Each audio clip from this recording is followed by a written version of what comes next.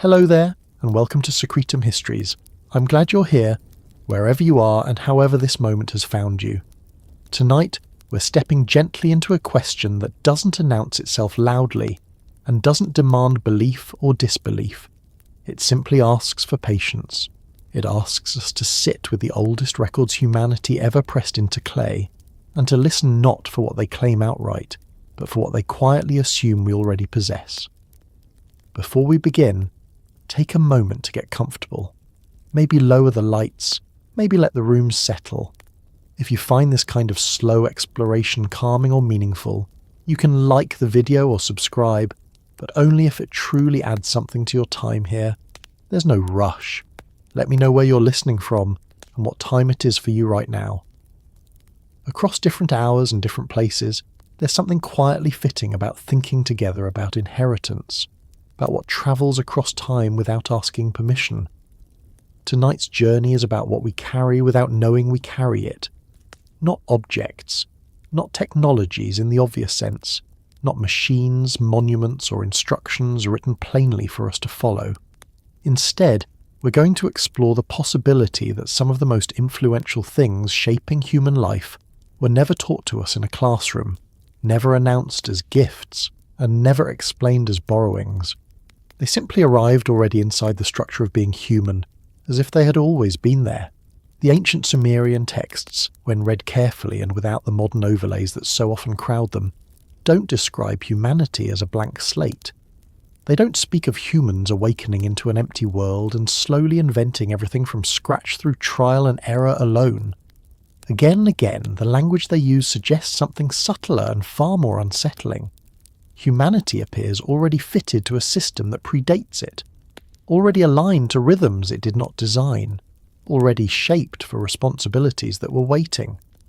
What we call the Anunnaki appear in these texts not as loud creators handing down blueprints, but as figures within a much older framework of transfer. Their presence is not introduced with spectacle. There is no grand announcement of arrival, no detailed description of what they bring. Instead, they exist inside a world that is already functioning, already ordered, already demanding certain kinds of behaviour from those who inhabit it. And humanity enters this world not as a child learning from scratch, but as something prepared, adjusted, and placed. This is where the idea of inheritance becomes important. Not inheritance in the modern sense of property or bloodlines, but inheritance as structure. Inheritance as constraint, inheritance as a quiet set of expectations woven into existence itself. The Sumerian scribes did not frame early human life as an experiment that gradually succeeded. They framed it as a role that needed to be filled, a role with rules that were already written, even if humans never saw the writing. When the texts speak of early humans, they do not dwell on curiosity, innovation, or self-discovery. They dwell on function, on work, on maintenance, on obligation, on keeping something running. These are not the themes of a species discovering itself for the first time. They are the themes of a system inheriting caretakers, and yet the inheritance described is never listed cleanly. There is no tablet that says, "These are the things we gave you." There is no inventory of traits or capacities labelled as borrowed. What exists instead are assumptions embedded so deeply in the narrative that the scribes never pause to explain them. Humans are expected to understand time in a particular way, to respond to authority in a particular way, to organise labour, hierarchy and responsibility according to patterns that feel natural, inevitable, even obvious. The texts do not explain why these things feel natural. They simply proceed as if they always have been. This is one of the most overlooked features of the Sumerian worldview. It does not centre on innovation. It centres on continuity, on preservation, on the idea that the most important things worth having were already established, and the task of humanity was to keep them from collapsing. When humans fail in these texts, it is rarely because they are ignorant. It is because they are noisy, disordered, excessive, or negligent. They disrupt balance rather than misunderstand it. That distinction matters a great deal. If humanity were truly inventing itself from nothing, the earlier stories would revolve around learning, around mistakes made in ignorance, around gradual understanding. Instead, the stories revolve around correction, around discipline, around adjustment, around limits being imposed because something has grown out of proportion. These are the concerns of a system trying to stabilize inherited conditions, not a species discovering the rules of existence for the first time. Even the language used to describe early human activity reflects this. Humans are placed into labor, not trained into it. They are assigned tasks, not encouraged to experiment. The world they inhabit already has canals, boundaries, cycles, and expectations. Agriculture is not framed as a clever human solution. It is framed as a necessity tied to survival within an established order. Cities are not presented as spontaneous achievements. They are placed, named, and aligned with divine oversight from the beginning. What's striking is how little curiosity the texts express about alternatives. There is no exploration of different social models, no speculation about other ways of living. The assumption is that order exists, and deviation from it creates consequences. This is not how stories sound when people believe they are building something new. This is how stories sound when people believe they are stewards of something old. The Anunnaki, within this framework, become less important as individuals and more important as markers of transition. They belong to a phase of the world in which inheritance is still active but gradually becoming less visible. Their authority exists, but it is not instructional. It does not explain itself. It simply operates, and over time it recedes, leaving behind systems that continue functioning without supervision. This raises an uncomfortable idea. If something was inherited without explanation, and if that inheritance persists after its source is gone, then the inheritors may never fully understand why they do what they do. They may mistake structure for instinct, obligation for nature, limitation for inevitability. The Sumerian texts never ask whether humans want the roles they occupy. They assume the roles are necessary. Want does not enter into it.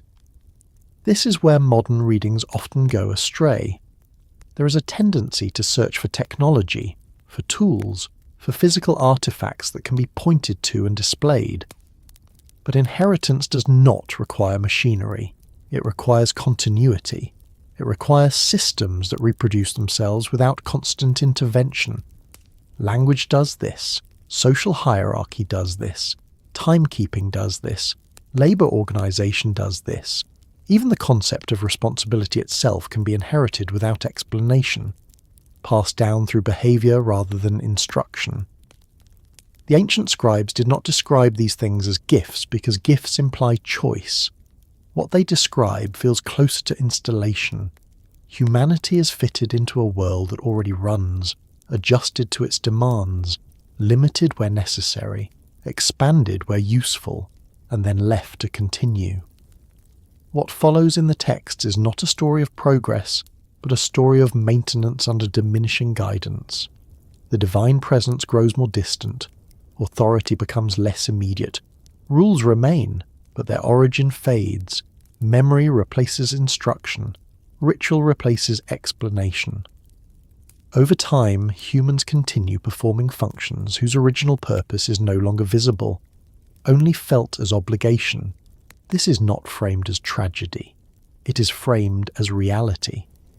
And that is why the idea of inheritance without knowing matters, because it suggests that some of the most fundamental aspects of human behaviour may not originate from human intention at all. They may be echoes, residues, structures that made sense in a world closer to its architects, and that continue now because nothing has replaced them. As we move forward, we won't be cataloguing technologies or speculating about hidden devices. Instead, we'll be looking at patterns that are so familiar they rarely attract attention, patterns that feel obvious, even natural, until you notice that they appear fully formed at the very beginning of recorded history, without explanation, without debate, and without alternatives. We'll take this slowly. Each step builds on the last, not as a sequence of revelations, but as a gradual tightening of focus. There's no need to resolve everything at once. The Sumerian texts themselves did not rush. They preserved, they repeated, they assumed continuity. And so will we. The idea that something important was inherited without our awareness is not meant to provoke fear or wonder. It is meant to invite careful attention, to notice what feels inevitable, to notice what is never explained, to notice what continues even after its source is forgotten. From here, the path leads naturally into the question of memory, not personal memory, and not even cultural memory in the usual sense, but something quieter, something embedded, something that shapes behaviour long after its origin has faded from view, and that is where we'll continue. What we call inheritance usually comes with awareness, a name passed down, a piece of land, a story told at a table often enough that it settles into identity. But the oldest records humanity left behind describe a different kind of inheritance entirely, one that does not announce itself, one that does not explain its origin, one that operates without memory, without acknowledgement, and without permission. The Sumerian texts do not portray early humans as recipients who understand what has been given to them. There is no scene of instruction where a divine figure pauses to explain the nature of the world, the structure of time, the reasons behind labour, or the logic of hierarchy. Instead, humans appear already functioning within these systems, already responding to expectations that seem to predate their awareness. The absence of explanation is not treated as a gap. It is treated as normal. This absence is important. In stories meant to teach, explanation is central. In stories meant to preserve order, explanation is optional. The scribes who recorded these myths were not concerned with making humanity feel informed. They were concerned with describing how things were arranged, how they operated, and what happened when balance was disturbed. The origin of the arrangement itself is often secondary, sometimes barely mentioned at all. This suggests a form of inheritance that does not rely on memory, something transmitted not through conscious recall, but through structure, through patterns that shape behaviour regardless of whether their source is remembered. Humans in these texts do not reflect on why they measure time the way they do. They do not debate the legitimacy of authority. They do not question the necessity of labour. These things are assumed, they are embedded. The idea of inheritance without memory challenges modern instincts. We tend to believe that what shapes us must be known to us. That influence requires awareness, that if something matters deeply, it must be remembered. But the Sumerian worldview does not support this assumption. It describes a reality in which the most powerful influences are those that never need to be named. Consider how early the concept of obligation appears. Humans are created not to explore, not to seek meaning, not to define themselves, but to work. This is not framed as punishment. It is framed as purpose. Labour is not introduced as an experiment that may succeed or fail. It is introduced as a requirement that already exists, waiting for someone to fulfill it. The reason for the requirement is explained only in terms of relieving others, not in terms of human benefit, not in terms of growth or development. What is striking is that humans accept this role immediately. There is no resistance described, no confusion, no need for persuasion. The texts do not tell us that humans had to be taught how to work. They tell us that humans worked. The capacity, the compliance, the understanding of obligation appear to be present from the beginning. This is inheritance without memory in action, a role assumed without explanation, a behaviour enacted without instruction, a structure entered without negotiation. The same pattern appears with time. The earliest texts already operate within a measured world. Days, months, years, cycles of labour and rest, seasonal expectations tied to agriculture and ritual. These systems do not emerge gradually in the narrative. They are simply there. Humans are already aligned to them. They respond to them as if they are obvious features of existence rather than constructed tools. Time, in this context, is not a discovery. It is an environment. The scribes do not describe humans learning how to count days. They describe humans missing rituals, breaking schedules, disrupting cycles, and suffering consequences as a result. The problem is never ignorance. It is misalignment. Humans fail not because they do not know the system, but because they fail to maintain it properly. This implies that the system itself is inherited, not invented. That the awareness of time, rhythm, and repetition is part of the human condition as it appears in these texts. Not as instinct in a biological sense, but as a built-in orientation toward order. Memory, as we usually understand it, plays very little role here. There is no emphasis on remembering the moment these systems were established. There is no nostalgia for a time before them. There is no curiosity about alternatives. The system is treated as permanent, even when it is shown to be fragile. This fragility is important. The texts are filled with anxiety about disruption, floods, noise, excess, overpopulation, disorder. These are not moral failings in the modern sense, they are structural failures. The world stops working as intended when balance is lost. The response is not education, it is correction. Correction does not require memory of origin. It requires recognition of deviation. This pattern repeats across multiple aspects of human life as described in the texts. Social hierarchy is another example. Authority is present from the beginning. Kingship does not evolve. It descends. That is the language used. Descended from heaven. Fully formed. Already legitimate. Humans do not experiment with governance. They receive it. Again, there is no explanation of why this structure is necessary. It simply is. The legitimacy of authority is assumed, not argued. When rulers fail, the problem is not the concept of rulership itself.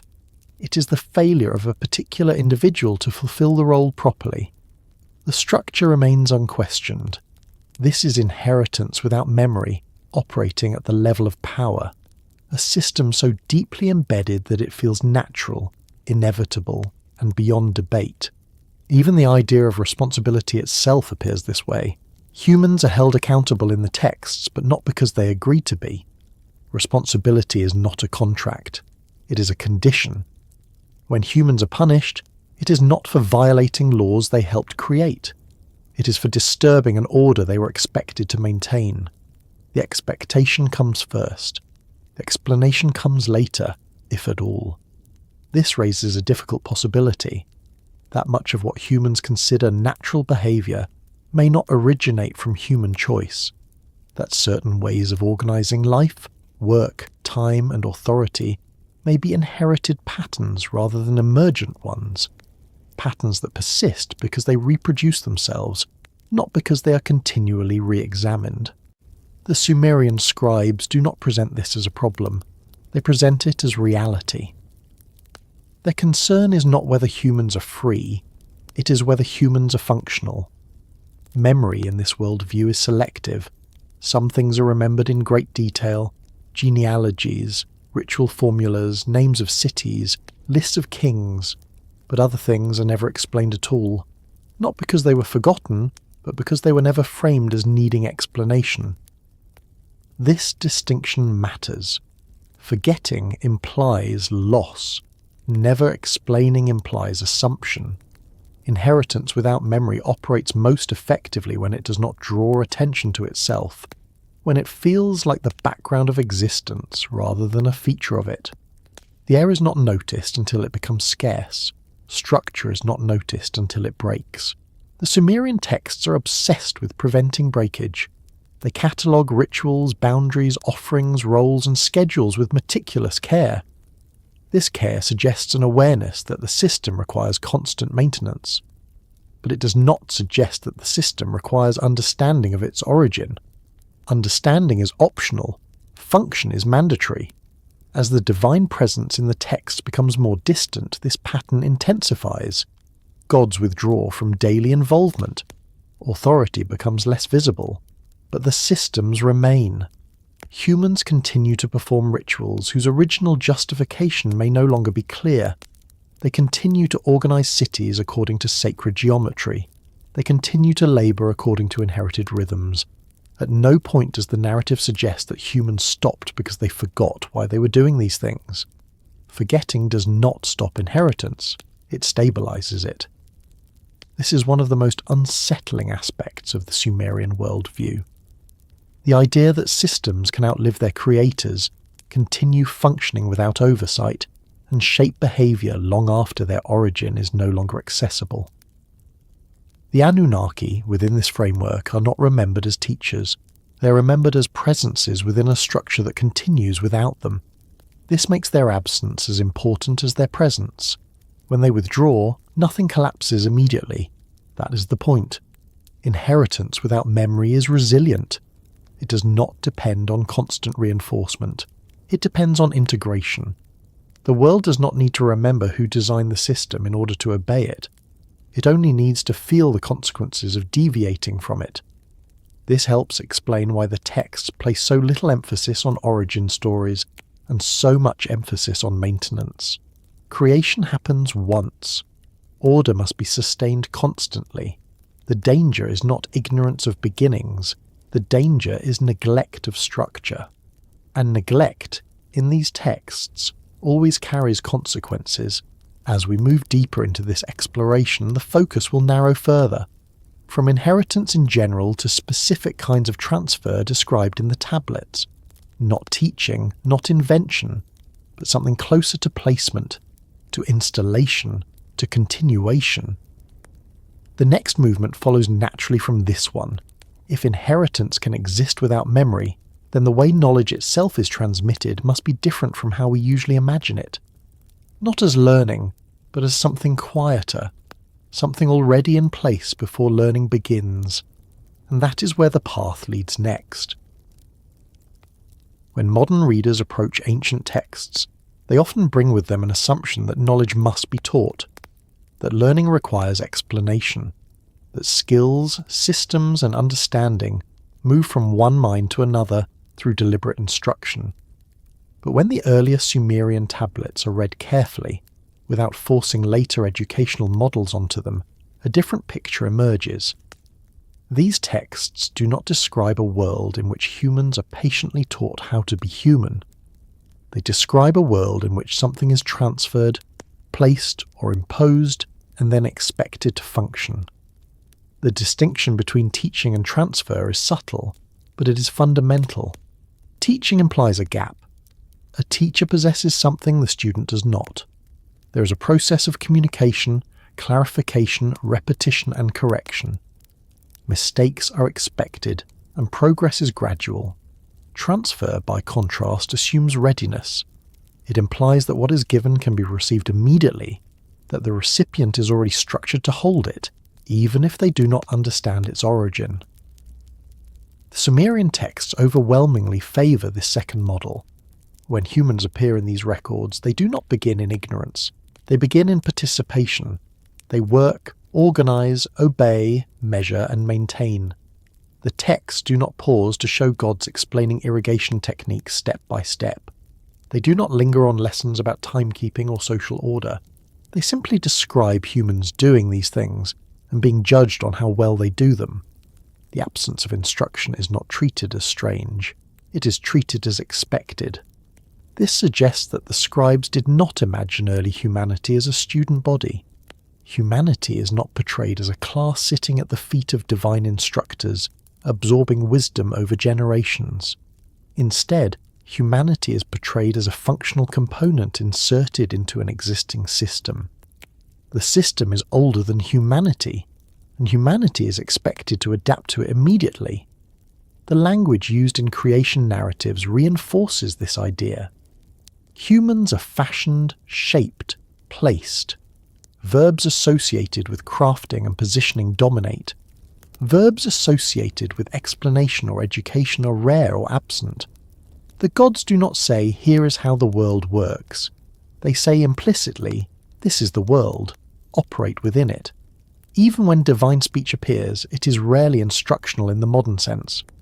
Commands are given, decrees are issued, warnings are delivered, but detailed explanations are withheld. When humans fail, they are corrected or punished, not educated. This reveals something crucial about how knowledge itself is understood in these texts. Knowledge is not framed as something humans gradually accumulate. It is framed as something already embedded in the structure of the world and in human function within that world. Humans are expected to act correctly without being told why correctness matters. This is particularly evident in how labour is described. The texts that deal with human origins do not depict a trial period in which humans slowly learn to work. They are created specifically to take over labour that others no longer wish to perform. The success of this transfer is immediate.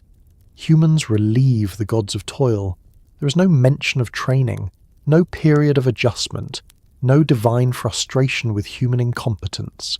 This only makes sense if the capacity for labour is assumed to be fully present at the moment of creation. Not learned, but installed. The same pattern appears in ritual behaviour. Humans are expected to perform offerings, maintain temples, observe festivals, and respect sacred boundaries. These behaviours are not introduced gradually. They are not justified philosophically. They are simply required. When rituals are neglected or performed incorrectly, the response is not instruction. It is consequence. This again points to transfer rather than teaching. A transferred system does not explain itself. It enforces itself. Even language itself appears this way. Writing emerges in the archaeological record with startling suddenness. Fully developed systems of accounting, administration and record-keeping appear without a long visible period of experimentation. While modern scholarship explains this through lost materials and gradual development that left few traces, the texts themselves tell a different story. They treat writing as a given, as a tool already aligned with the needs of governance, economy and ritual. The scribes do not marvel at writing as a recent invention. They treat it as an established medium through which order is preserved. This again reflects a worldview in which essential systems are transferred into human use already functional. Teaching would require narrative attention. Transfer does not. This difference helps explain why the tablets are so uninterested in human curiosity. There are no stories of humans asking questions about the nature of the cosmos. There are no myths centered on discovery in the modern sense. Instead, there are myths centered on disruption and restoration. Something goes wrong. Balance is lost. Order must be reasserted. Order, in this worldview, is not something humans figure out. It is something humans inherit responsibility for. The Anunnaki within this framework are never portrayed as educators. They do not lecture. They do not guide step by step. Their role is administrative, judicial and authoritative. They enforce outcomes. They determine fate. They oversee transitions. Teaching is not their function. This is one of the most significant departures from modern, ancient astronaut interpretations. Those narratives often imagine the Anunnaki as advanced instructors, sharing technology and knowledge with a primitive species. The actual texts do not support this image. They support something far more impersonal and arguably more unsettling. Humans are not enlightened. They are assigned. The absence of teaching also explains why rebellion is framed as noise rather than dissent. Humans do not challenge divine authority because they have developed alternative philosophies. They challenge it simply by existing too loudly, too abundantly, too disruptively. The problem is not ideological, it is systemic. A system designed for a certain scale is overwhelmed. The response is not dialogue, it is reduction. This again reflects transfer logic. When a machine malfunctions, it is not persuaded, it is adjusted. When output exceeds tolerance, limits are imposed. This does not mean the Sumerians viewed humans as machines. The texts are filled with emotion, conflict and personality. But it does mean that humans are expected to function within parameters they did not design and do not fully understand. Teaching would imply that understanding is necessary for compliance. Transfer assumes that compliance can occur without understanding. This has profound implications for how we interpret early human consciousness as depicted in the texts. Humans are not portrayed as naive children. They are portrayed as capable agents operating within a framework that is already meaningful. Meaning does not need to be explained. It is embedded in consequence. The gods do not argue their case. They enforce it.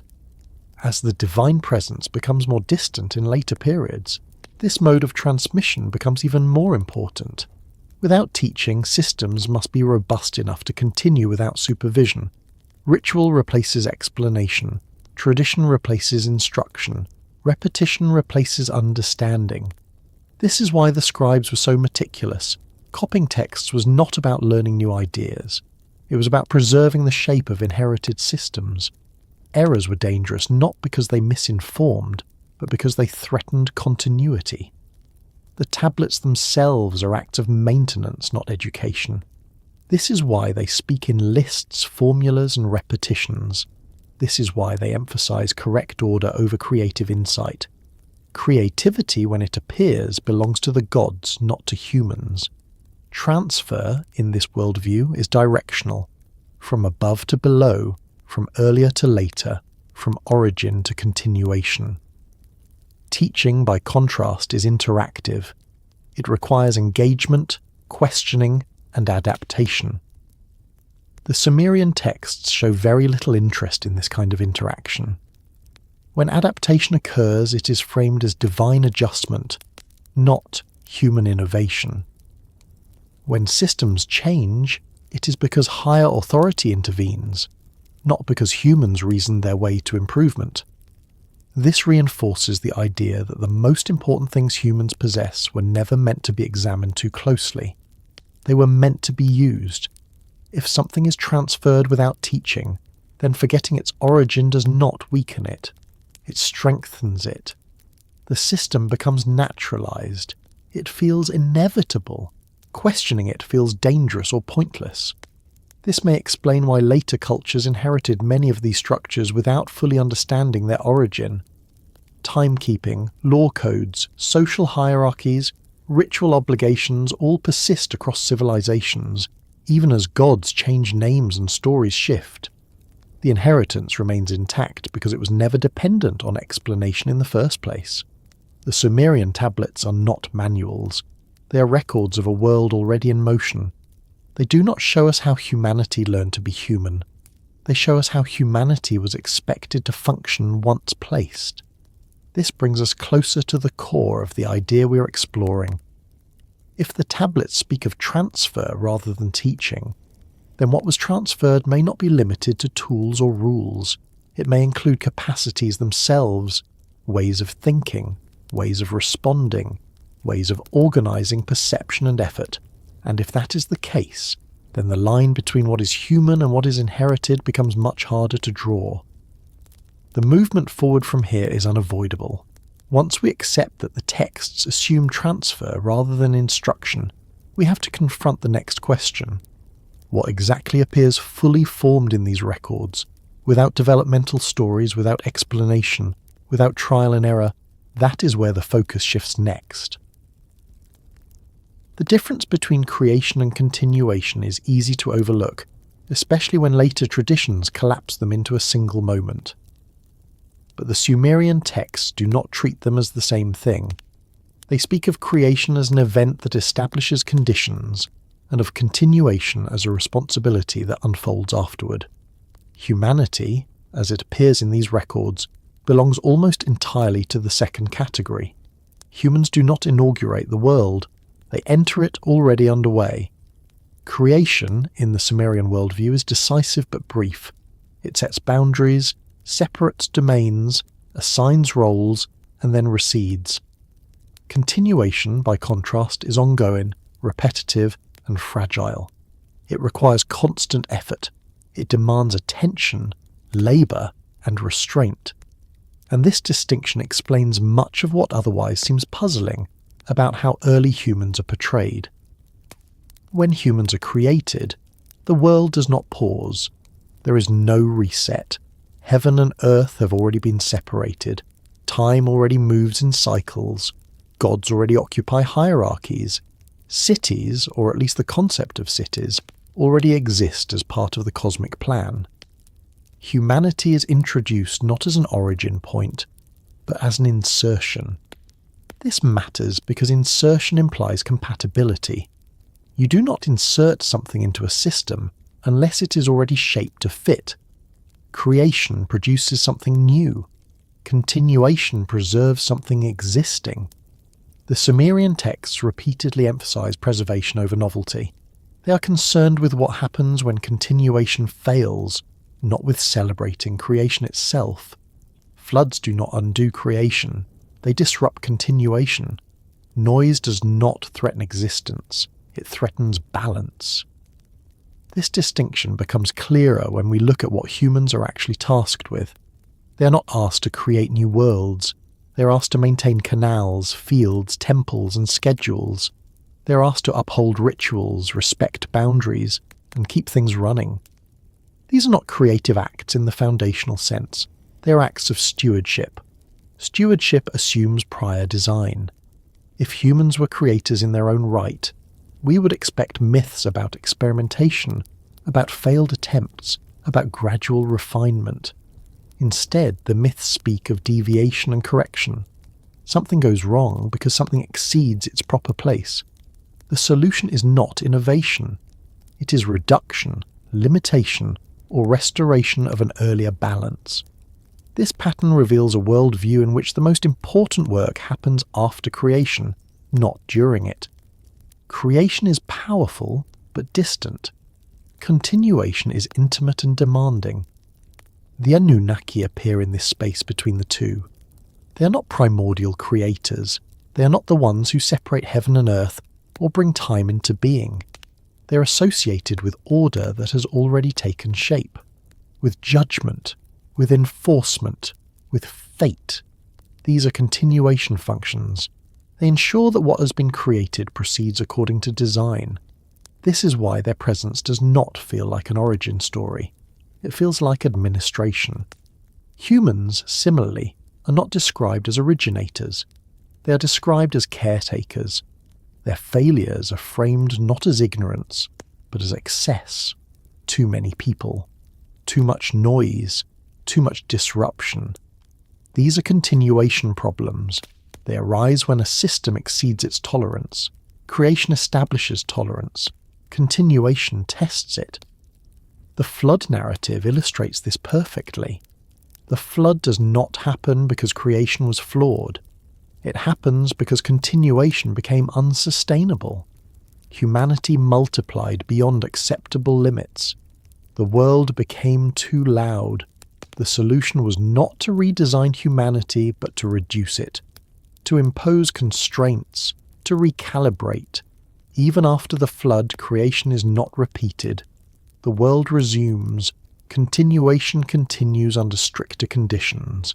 This reinforces the idea that humanity's role is not to redefine existence, but to operate within it. The emphasis is always on fitting, not on imagining alternatives. When limits are imposed on human lifespan, fertility, or behaviour, they are not presented as tragic losses of potential. They are presented as necessary adjustments to ensure stability. This tells us something about how the Sumerians understood human purpose. Purpose is not self-defined.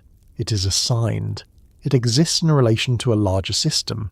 That system does not require humans to understand it fully. It requires humans to keep it from collapsing. Creation, in this context, is generous but indifferent. It sets the stage and then withdraws. Continuation is where meaning is negotiated through action rather than explanation. This also explains why the texts are not interested in human creativity as such. Creativity threatens stability. Innovation introduces uncertainty. The most valued human qualities are reliability, obedience, and consistency. These are continuation virtues. When gods innovate, it is dangerous. When humans innovate, it is often framed as transgression. The difference between creation and continuation also clarifies why memory functions the way it does in these texts. Creation myths are remembered selectively. Their details vary. they are symbolic. But the rules of continuation are recorded obsessively. Ritual formulas, legal codes, administrative lists.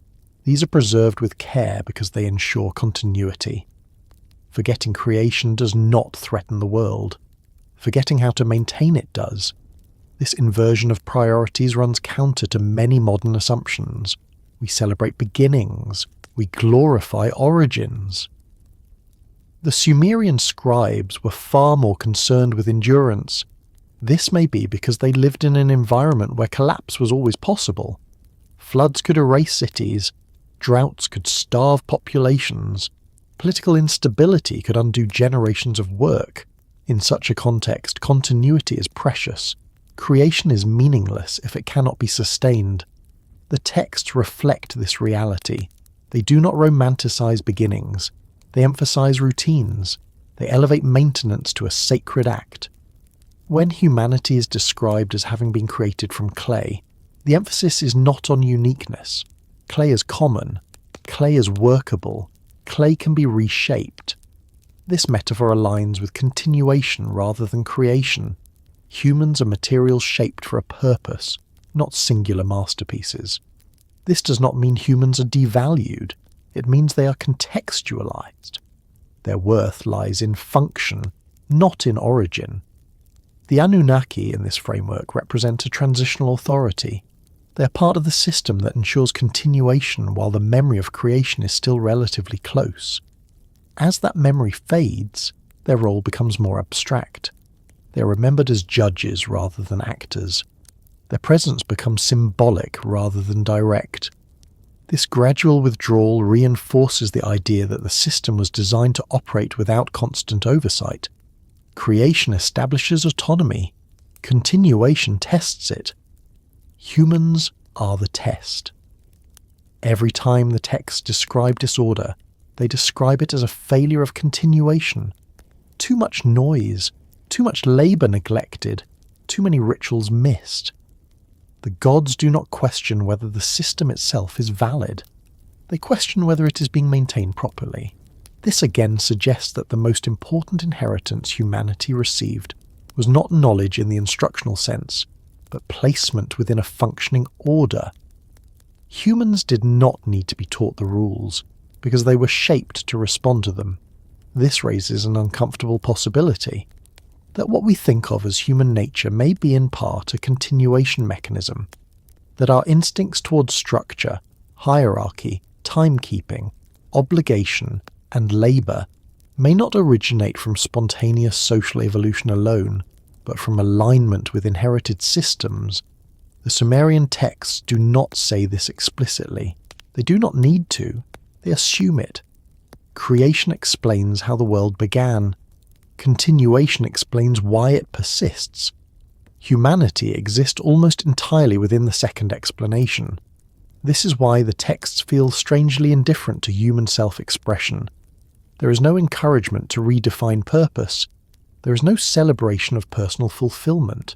There is an expectation of service, of fitting, of endurance. Even rebellion is framed as a threat to continuation, not as a challenge to creation. Humans are not accused of questioning divine authority. They are accused of making too much noise, of overcrowding, of disrupting rest. These are operational complaints, not ideological ones. As we move forward, this distinction will matter more and more, because if humanity was shaped for continuation rather than creation, then many of the capacities we take for granted may not be expressions of freedom, but tools of maintenance. The next step is to look at what appears in the texts without any developmental narrative at all. Capacities that do not evolve on the page, skills that do not grow, structures that simply exist, fully formed from the beginning. That is where attention turns next. One of the most striking features of the earlier Sumerian texts is not what they describe, but what they omit. There is a silence that runs through them wherever we would expect development. Skills appear without apprenticeship. Capacities are present without practice. Behaviours operate without learning curves. Humanity does not stumble into competence. It arrives already able. This is not a small detail. In stories shaped by gradual evolution or cultural experimentation, ability is always narrated. Someone learns, someone fails, someone improves, time passes. The Sumerian tablets offer almost none of this. Instead, they present a world in which essential human abilities are simply there from the beginning, functioning as if they have always existed. Humans speak, humans organize, humans labor, humans obey authority, humans understand time, sequence, obligation, and consequence. None of these abilities are introduced as novelties. None are explained as recent acquisitions. They are treated as baseline conditions of being human. This creates a subtle but powerful implication. If abilities are not shown developing, then they are not understood as achievements. They are understood as conditions, not something earned, but something assumed. The texts do not show humans learning to coordinate large-scale labour, yet they describe massive irrigation systems, canal maintenance, agricultural cycles requiring precise timing, and communal work carried out across generations. These tasks require planning, communication, foresight, and cooperation. In a modern narrative, these would be milestones. In the Sumerian texts, they are background. No one asks how humans learn to do this. No one marvels at the complexity involved. The assumption is that humans are already capable of coordinated effort, that this capacity does not need explanation. The same is true of language. Speech is not presented as an emerging faculty. Writing appears abruptly in the archaeological record as a fully functional system suited to administration, accounting, and ritual. While modern scholarship can trace gradual development through material evidence, the texts themselves do not care. They treat language, spoken and written, as tools already aligned with their purpose. There is no myth of humans inventing speech, no story of words being discovered, no narrative of trial and error. Humans speak because speaking is what humans do. This matters because language is not merely a tool. It shapes thought. It organizes perception. It allows abstraction, hierarchy, command, and law. If language appears fully formed, then the mental structures it enables must also be assumed to be present. The tablets do not describe humans learning to think in categories. They already do. They understand ownership, obligation, rank, debt, and responsibility. They understand measurement and equivalence. They understand symbolic representation. These are not simple instincts. They are complex cognitive frameworks. Yet the texts never pause to explain their emergence. The ability to recognize authority is another example. Kingship descends. That is the phrase. Authority is not negotiated. It is accepted. Humans do not debate whether one person should rule others. They respond to rulership as if it were a natural feature of the world, like the sky or the river. This acceptance is not portrayed as indoctrination. It is portrayed as alignment. Humans behave as though authority is already meaningful to them, already legible, already expected. This suggests that the capacity to respond to hierarchy is not taught in the narrative. It is presumed. The same applies to ritual behavior. Humans know how to perform offerings. They know how to appease divine powers. They know how to observe sacred times. Mistakes occur, but they are mistakes of execution, not of comprehension. Humans do not ask why rituals matter. They only risk performing them incorrectly or neglecting them. Ritual competence, like labour competence, appears intact from the beginning. Even moral awareness functions this way. The texts do not present moral reasoning as something humans develop. Guilt, fear of consequence, and awareness of transgression are already present. Humans understand when they have crossed a boundary. They may not understand why the boundary exists, but they recognize that it does. This is not moral philosophy, it is moral orientation. Orientation does not require explanation, it requires direction. The presence of fully formed abilities also explains why punishment in these texts is not framed as educational. The gods do not punish to teach lessons, they punish to restore balance. Humans are not expected to learn new principles from punishment. They are expected to return to proper behaviour they already understand. This implies that understanding precedes action, that humans know what is expected even if they cannot articulate its origin. Abilities related to time are particularly revealing. Humans in the text operate within precise temporal frameworks. They observe cycles, schedules, seasons, and intervals. They coordinate activities across long spans. They plan for harvests. They maintain calendars. These are not trivial skills. They require abstract thinking and long-term projection. Yet again, there is no narrative of discovery, no origin story for timekeeping, no explanation of how humans learn to track celestial movements. The system exists and humans use it. The ability to delay gratification, to work now for a future outcome, is embedded in this temporal awareness. This is a sophisticated cognitive trait. It is foundational to agriculture, storage, and civilization itself. The texts assume it without comment. This assumption is consistent across domains. Humans are capable of sacrifice, meaning they can give up immediate resources for perceived future benefit. They are capable of obedience, meaning they can subordinate personal impulse to external authority. They are capable of abstraction, meaning they can treat symbols, laws, and roles as real. These are not instincts shared with animals. They are complex capacities. The question the texts never ask is how these capacities came to be. Instead, the texts focus on what happens when these abilities are misused or stretched beyond acceptable limits. Overpopulation, excessive noise, neglect of duties. These are failures of regulation, not failures of capability. This framing strongly suggests that the abilities themselves are not the subject of interest. They are the infrastructure, invisible unless they malfunction. Infrastructure is inherited, not learned.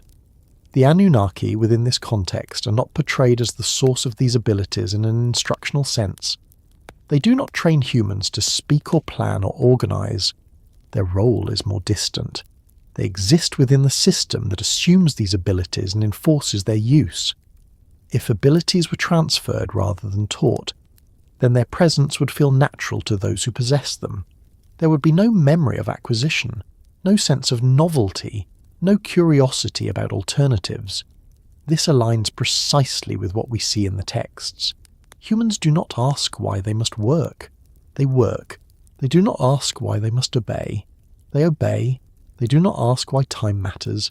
They measure it. The absence of questioning is not portrayed as oppression. It is portrayed as order. This challenges modern narratives that emphasize human ingenuity as the primary driver of civilization.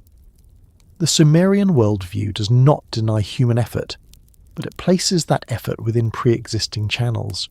Humans apply energy. They do not define direction. Direction comes from elsewhere. The presence of fully formed abilities also explains why the texts are so resistant to reinterpretation. They do not provide explanatory hooks. They do not invite speculation. They present a world that already knows how it works. When later cultures inherit these structures, they inherit the abilities along with them. Language, hierarchy, ritual, timekeeping, moral orientation. These persist even as gods change names and stories evolve. The inheritance continues because the abilities do not depend on belief. They depend on use. Once an ability is embedded in daily life, questioning its origin becomes irrelevant. It simply functions. This may be why the Sumerian scribes were less concerned with preserving origin stories and more concerned with preserving correct forms. The forms matter because they keep abilities aligned with their purpose. Deviation is dangerous not because it is wrong, but because it destabilizes systems that assume competence. The idea that abilities appear fully formed does not require us to imagine sudden miracles or external intervention in a crude sense. It requires us to recognize that the texts describe humanity as entering a world that already expects certain capacities and responding as if those capacities were already present. Whether these capacities emerged gradually before writing or were conceptualized as inherent is less important than how the texts treat them. They are not provisional, they are not experimental, they are assumed. This assumption shapes everything that follows. If humans are already equipped to function within complex systems, then the focus shifts from development to regulation, from teaching to enforcement, from innovation to stability. And this is exactly the shift we see as the narrative progresses. As divine presence becomes more distant, as oversight becomes less direct, the pressure on these inherited abilities increases. Humans must continue to perform without guidance. Systems must continue to operate without explanation. The danger is no longer ignorance. It is overload. Too many people, too much activity, too much strain on structures that were designed for a certain scale. This brings us naturally to the next stage of the inquiry.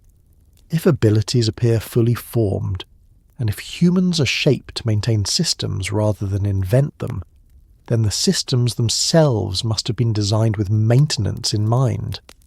Humans were not meant to build the world. They were meant to keep it running, and that is where attention turns next. The Sumerian texts consistently describe a world that does not need to be imagined into existence by human minds. It already exists in working order. What it needs, again and again, is upkeep, attention, restraint, labour applied in the correct places, at the correct times, and in the correct amounts. Humanity enters this world not as an inventor species, but as a sustaining one. This distinction shapes everything about how early human life is portrayed. The tablets are not interested in breakthroughs. They are interested in breakdowns. They do not celebrate new systems being created. They warn about existing systems failing. This alone tells us where human responsibility was believed to lie. Canals do not appear as engineering marvels discovered through experimentation. They appear as necessities that must be kept clear or disaster follows. Fields do not become productive through innovation. They become productive through adherence to seasonal rhythms and correct labour. Temples do not emerge as creative expressions. They are placed, maintained, cleaned, provisioned, and ritually serviced so that order does not decay. The emphasis is always on continuation, never on invention. Invention introduces uncertainty. Maintenance preserves predictability. The Sumerian worldview privileges predictability above almost everything else, because unpredictability threatens survival. Floods, droughts, storms, and social disorder were constant dangers in Mesopotamia. In such an environment, systems that worked were sacred not because they were beautiful, but because they held chaos at bay. Humans are positioned as the agents who keep those systems operational. This is evident in how labour is framed. Work is not optional. It is not negotiated. It is not something humans choose to do in order to improve their condition. It is something they must do to prevent collapse. When the texts describe divine displeasure, it is almost always linked to neglect. Neglect of offerings, neglect of ritual, neglect of proper boundaries, neglect of balance. The gods are angered not by curiosity, but by failure to maintain. This framing makes little sense if humans were expected to invent their way forward. Inventors are allowed to fail, maintenance workers are not. When something designed to be maintained fails, the failure is treated as serious, sometimes catastrophic. The flood narrative illustrates this logic clearly. Humanity is not destroyed because it questions authority or seeks forbidden knowledge. It is destroyed because it overwhelms the system. Too many people, too much noise, too much activity pressing against limits that were never meant to be exceeded. Noise in this context is not just sound. It is excess, density, pressure. It is the system being pushed beyond tolerance. The response is not to redesign the system. It is to reduce the load. This tells us something essential. The system itself is not questioned. Its parameters are enforced. If humans were meant to invent, the texts would contain stories of adaptation, of redesign, of improvement. Instead, they contain stories of correction, limits imposed, lifespans shortened, fertility constrained. These are not creative solutions, they are regulatory ones. Regulation assumes a stable design. The administrative nature of the divine world reinforces this interpretation. Gods are assigned domains, responsibilities divided, oversight is distributed. The cosmos functions like an organized institution, not an experimental workshop. Each domain has boundaries, and crossing them produces consequences. Humans fit into this structure as workers and caretakers. Their role is not to ask whether the structure makes sense. Their role is to keep it functioning. This is why so much attention is paid to schedules. Festivals must occur at specific times. Offerings must be made in correct sequence. Labour must follow seasonal cycles. These are not creative choices. They are operational requirements. Even writing, often celebrated as a revolutionary invention, is treated in the texts as a maintenance tool. It records transactions. It tracks obligations. It preserves agreements. It stabilizes memory so that systems can persist across generations. Writing does not exist to express ideas. It exists to keep order intact. The earliest tablets are lists, accounts, tallies, inventories. This is not the output of a culture obsessed with invention. It is the output of a culture obsessed with continuity. This does not mean the Sumerians lacked creativity. It means creativity was subordinated to function. Innovation was dangerous if it disrupted balance. Stability was sacred because it kept the world habitable. The Anunnaki, within this framework, are not engineers handing humanity new tools. They are overseers ensuring that inherited systems remain within acceptable limits. They judge, they decree, they assign fate. These are not creative acts, they are regulatory acts. Human innovation, when it appears in later myths, often creates problems rather than solving them. Cleverness leads to transgression. Excess leads to punishment. The lesson is not that humans should stop thinking. It is that humans should stay within bounds. Boundaries matter more than originality.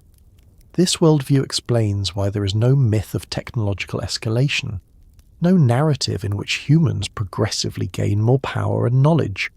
Instead, power is concentrated early and then managed downward. Humans are constrained rather than expanded. Lifespans shrink. Access to the divine becomes mediated. Direct contact fades. This is the opposite of a progress narrative. It is a stabilization narrative. Systems that were meant to be maintained cannot tolerate unchecked growth. They require moderation. The Sumerian texts repeatedly emphasize moderation, proper measure, correct proportion, balance between abundance and restraint. Humans are punished not for wanting too much, but for having too much. Overpopulation, excess noise. These are symptoms of imbalance. Maintenance requires awareness of limits.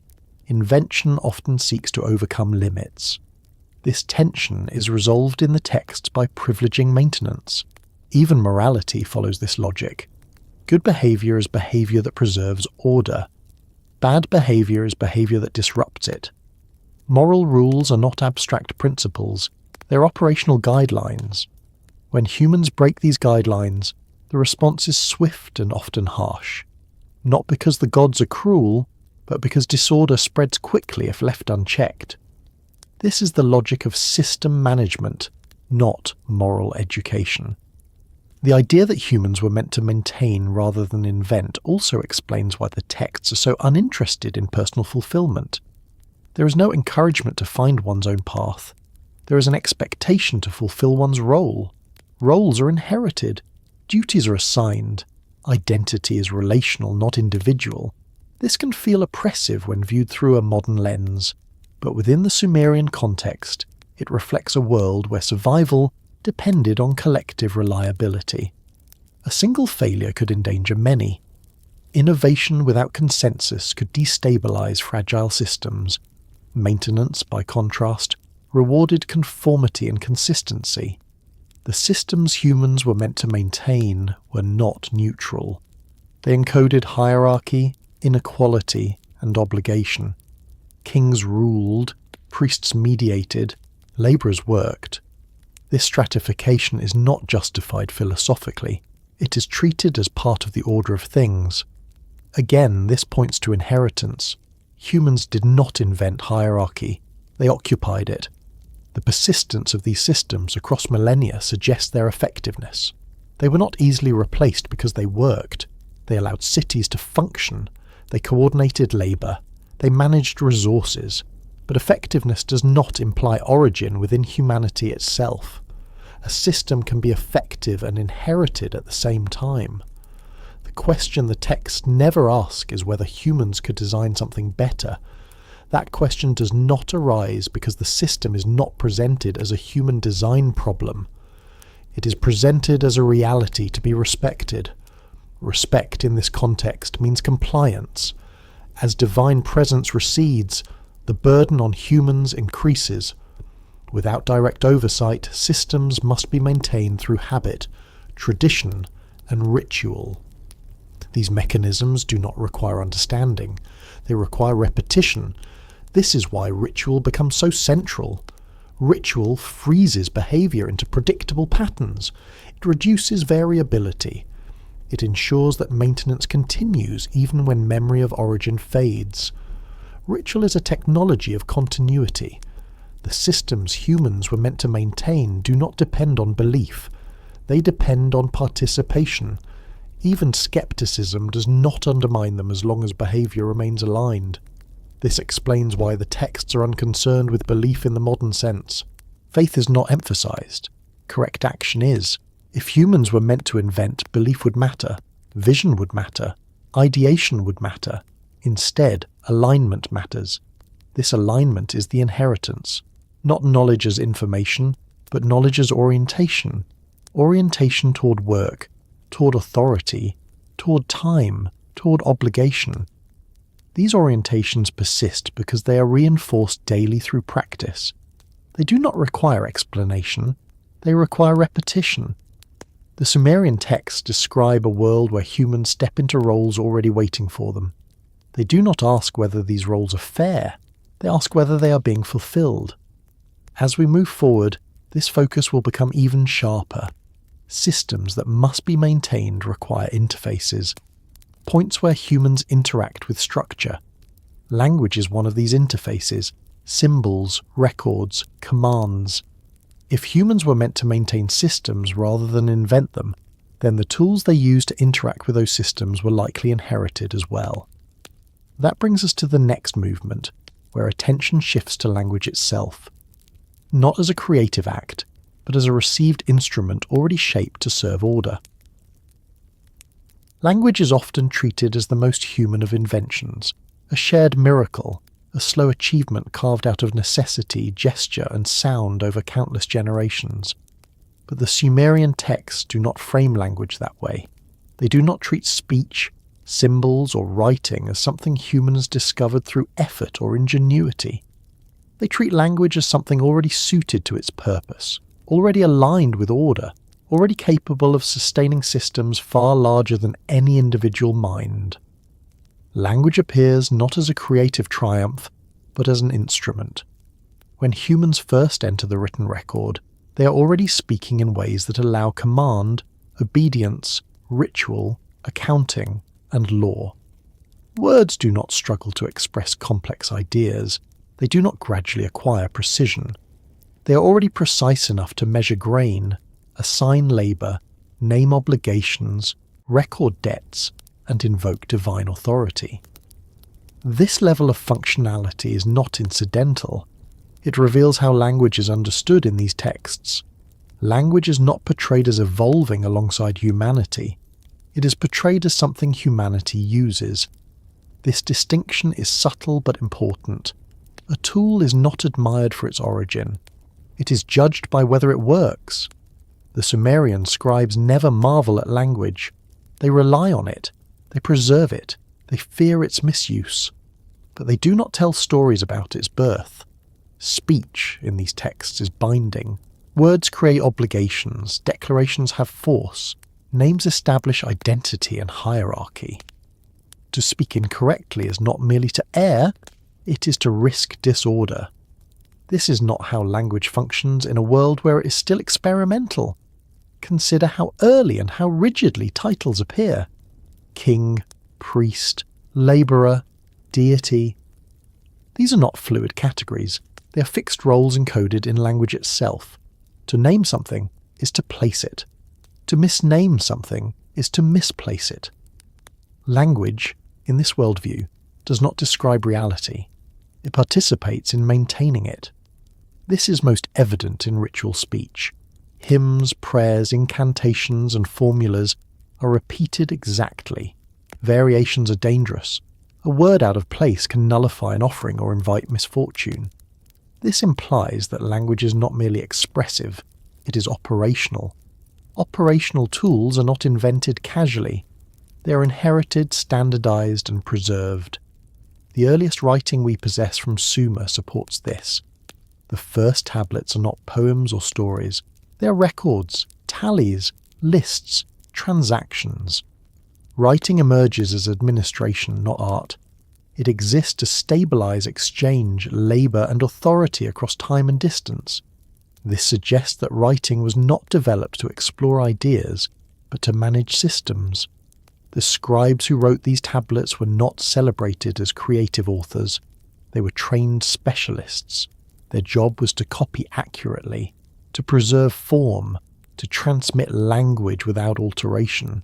Creativity was a liability. Precision was sacred. This attitude only makes sense if language is viewed as something received rather than invented, something that must be protected from distortion rather than reshaped according to preference. The texts themselves reinforce this view. They do not introduce new linguistic frameworks. They conserve existing ones. The oldest compositions are copied again and again across centuries with remarkable consistency. When variations appear, they are treated as corruptions rather than improvements. Language here functions like architecture. You do not redesign the foundation of a building while living inside it. You maintain it. The Anunnaki, within this linguistic framework, are not depicted as teachers of language. They do not explain grammar. They do not demonstrate vocabulary. They issue decrees. They pronounce judgments. Their speech has immediate effect. This is not pedagogical language. It is authoritative language. Humans understand it immediately. They respond to commands. They recognize decrees. They obey or suffer consequences. This implies that humans are already oriented to language as authority-bearing, not merely communicative. That orientation itself is an inheritance. The power of naming is another revealing detail. Names in Sumerian texts are not arbitrary labels. They encode function, status, and destiny. To know a name is to know something's place in the order of things. To invoke a name correctly is to engage with that order. Humans use names fluently from the beginning. They do not learn the significance of naming. They already treat names as potent. This suggests that language is not just a medium humans inhabit. It is a structure that shapes how they perceive reality. And that structure appears already in place. If language were a human invention still in formation, we would expect uncertainty, experimentation, competing systems. Instead, we see stability, uniformity, a strong resistance to change. The writing system itself reflects this. Cuneiform is complex. It requires training. It encodes abstract ideas, quantities, and relationships. It is not intuitive. Yet it appears rapidly and spreads widely because it fits administrative needs perfectly. This efficiency suggests design toward function, not exploration. Language also governs law in these texts. Legal formulations are rigid. Clauses are repeated word for word. Outcomes depend on precise phrasing. Justice is not negotiated through interpretation. It is applied through formula. Again, this is not how language functions when it is flexible or evolving. It is how language functions when it is fixed and authoritative. Even mythic language follows this pattern. Stories are not told to entertain or speculate. They establish precedents. They explain why certain structures exist and why deviation is dangerous. Myth reinforces order. It does not invite reinterpretation. This may explain why the texts feel emotionally distant at times. They are not concerned with subjective experience. They are concerned with correct articulation. Language is not there to express feelings. It is there to maintain alignment. This does not mean emotion is absent. It means emotion is subordinated to structure. Words must do their job first. The idea of language as a received tool also explains why later cultures inherit these linguistic frameworks so easily. The structures of law, ritual, administration, and hierarchy persist even as languages change. The function remains because the orientation remains. Humans continue to treat language as binding. Contracts matter. Oaths matter. Names matter. Authority speaks and expects compliance. These are not natural outcomes of communication alone. They are outcomes of language embedded in systems of order. The Sumerian worldview assumes this embedding from the beginning. There is no moment where humans decide that words should have power. Words already do. There is no debate about whether writing should record truth. It already does. This makes language an inheritance, not a vocabulary, but of function. Humans inherit the expectation that language governs reality, that saying something in the right context makes it real, that misusing words has consequences. This expectation persists to this day. If language was received rather than invented, then its deepest rules may not be visible to those who use it. It feels natural to obey commands, to respect contracts, to believe that written records matter. These behaviors do not require explanation. They require participation. Language trains behavior through use, not through instruction. This also explains why silence is so threatening in the texts, when rituals are not spoken, when prayers are omitted, when noise replaces proper speech. Disorder follows. Language is part of the system circulation. When it stops or becomes chaotic, balance is lost. The concern with noise in the flood narrative is especially telling. Noise is uncontrolled sound, speech without structure. It overwhelms order. It disrupts rest. The solution is not to teach humans to speak more thoughtfully. It is to reduce their number. Again, regulation rather than education. Language as a received tool fits seamlessly into this logic. Tools do not explain themselves. They impose constraints. They work best when used correctly and silently. They become visible only when they fail. Humans in these texts do not question why language works the way it does. They accept it. They fear its misuse. They preserve its forms.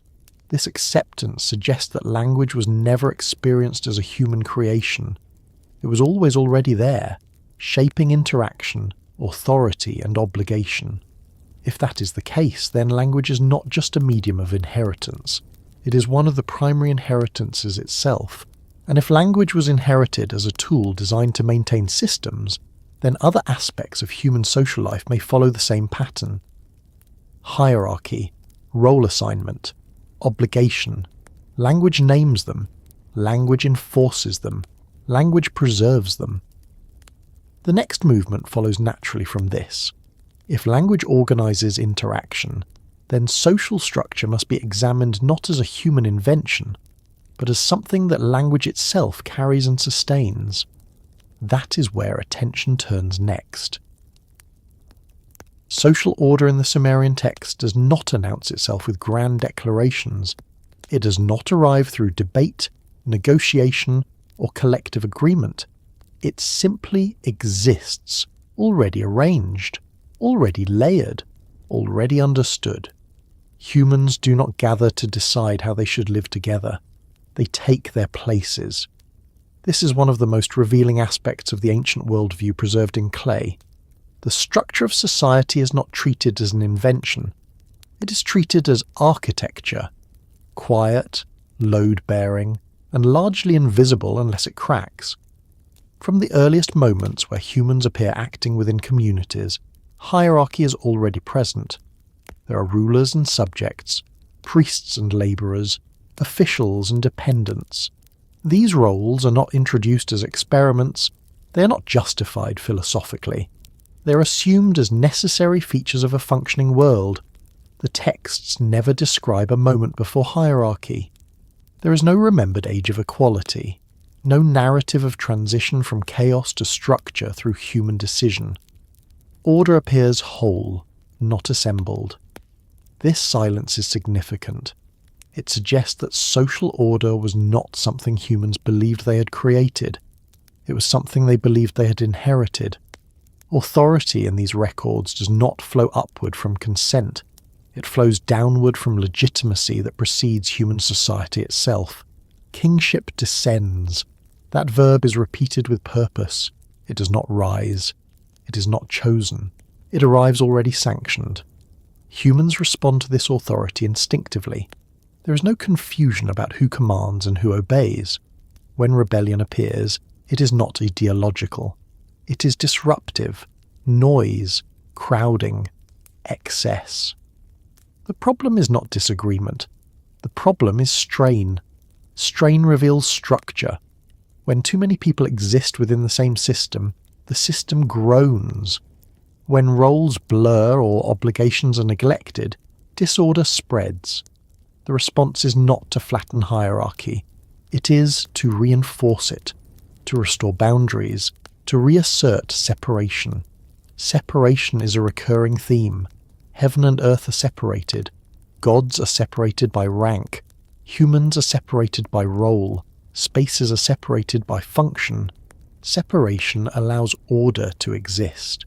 The Sumerian worldview treats separation as protective rather than oppressive. Without boundaries, nothing holds. Social roles function like walls. They limit movement, but they also prevent collapse. This explains why mobility between roles is rare and tightly controlled. A labourer does not become a priest by curiosity. A ruler does not become a subject by choice. Transitions occur through ritual, decree, or catastrophe, not aspiration. Modern readers often interpret this rigidity as a failure of imagination, but within the logic of maintenance, rigidity is stability. A system meant to be maintained cannot tolerate constant renegotiation. Each renegotiation introduces uncertainty. The Sumerian texts are deeply averse to uncertainty. Uncertainty invites chaos. The quiet architecture of social order is reinforced through language, ritual, and daily practice. Titles are precise, duties are repetitive, expectations are clear. Individuals are defined primarily by what they do, not by who they feel they are. Identity is functional. This is not presented as dehumanizing. It is presented as necessary. The individual exists within the system, not above it. Fulfillment is not a concept the texts explore. Survival is. Social order is also mirrored in the divine realm. The gods themselves operate within hierarchy. They argue, compete, and maneuver, but they do so within recognized ranks. Even powerful deities are constrained by decrees, assemblies, and precedent. This mirroring is crucial. Human society is not modelled independently. It reflects a cosmic order that already exists. To disrupt social hierarchy is to disrupt cosmic alignment. This is why kings are described as shepherds rather than tyrants. The metaphor matters. A shepherd does not invent the flock. He manages it. He maintains boundaries. He protects against excess and loss. The shepherd metaphor reinforces the idea that leadership is custodial rather than creative. Law emerges within this framework as reinforcement, not innovation. Laws do not create morality. They preserve order. They specify consequences so that behaviour remains predictable. Predictability is more valuable than fairness. Fairness implies negotiation. Predictability implies stability. The law codes that appear later in Mesopotamian history formalize what is already assumed in earlier texts. That society functions through role-based obligation, that individuals are responsible not to themselves, but to the order they inhabit. Even punishment reflects this logic. Punishment is not corrective in a moral sense. It is compensatory or eliminative. It restores balance or removes disruption. There is little concern for reforming the offender's character. Character is secondary to function. Social order also extends into domestic life. Families are hierarchical, age matters, gender roles are fixed. Inheritance follows predictable lines. These arrangements are not explained. They are treated as extensions of the same architecture that governs cities and temples. Again, there is no story of experimentation, no debate about alternatives. The absence of narrative attention suggests that these arrangements were not perceived as contingent. They were simply how the world worked. This perception is reinforced by ritual repetition. Festivals reenact hierarchy. Processions place bodies in ordered sequences. Seating arrangements matter.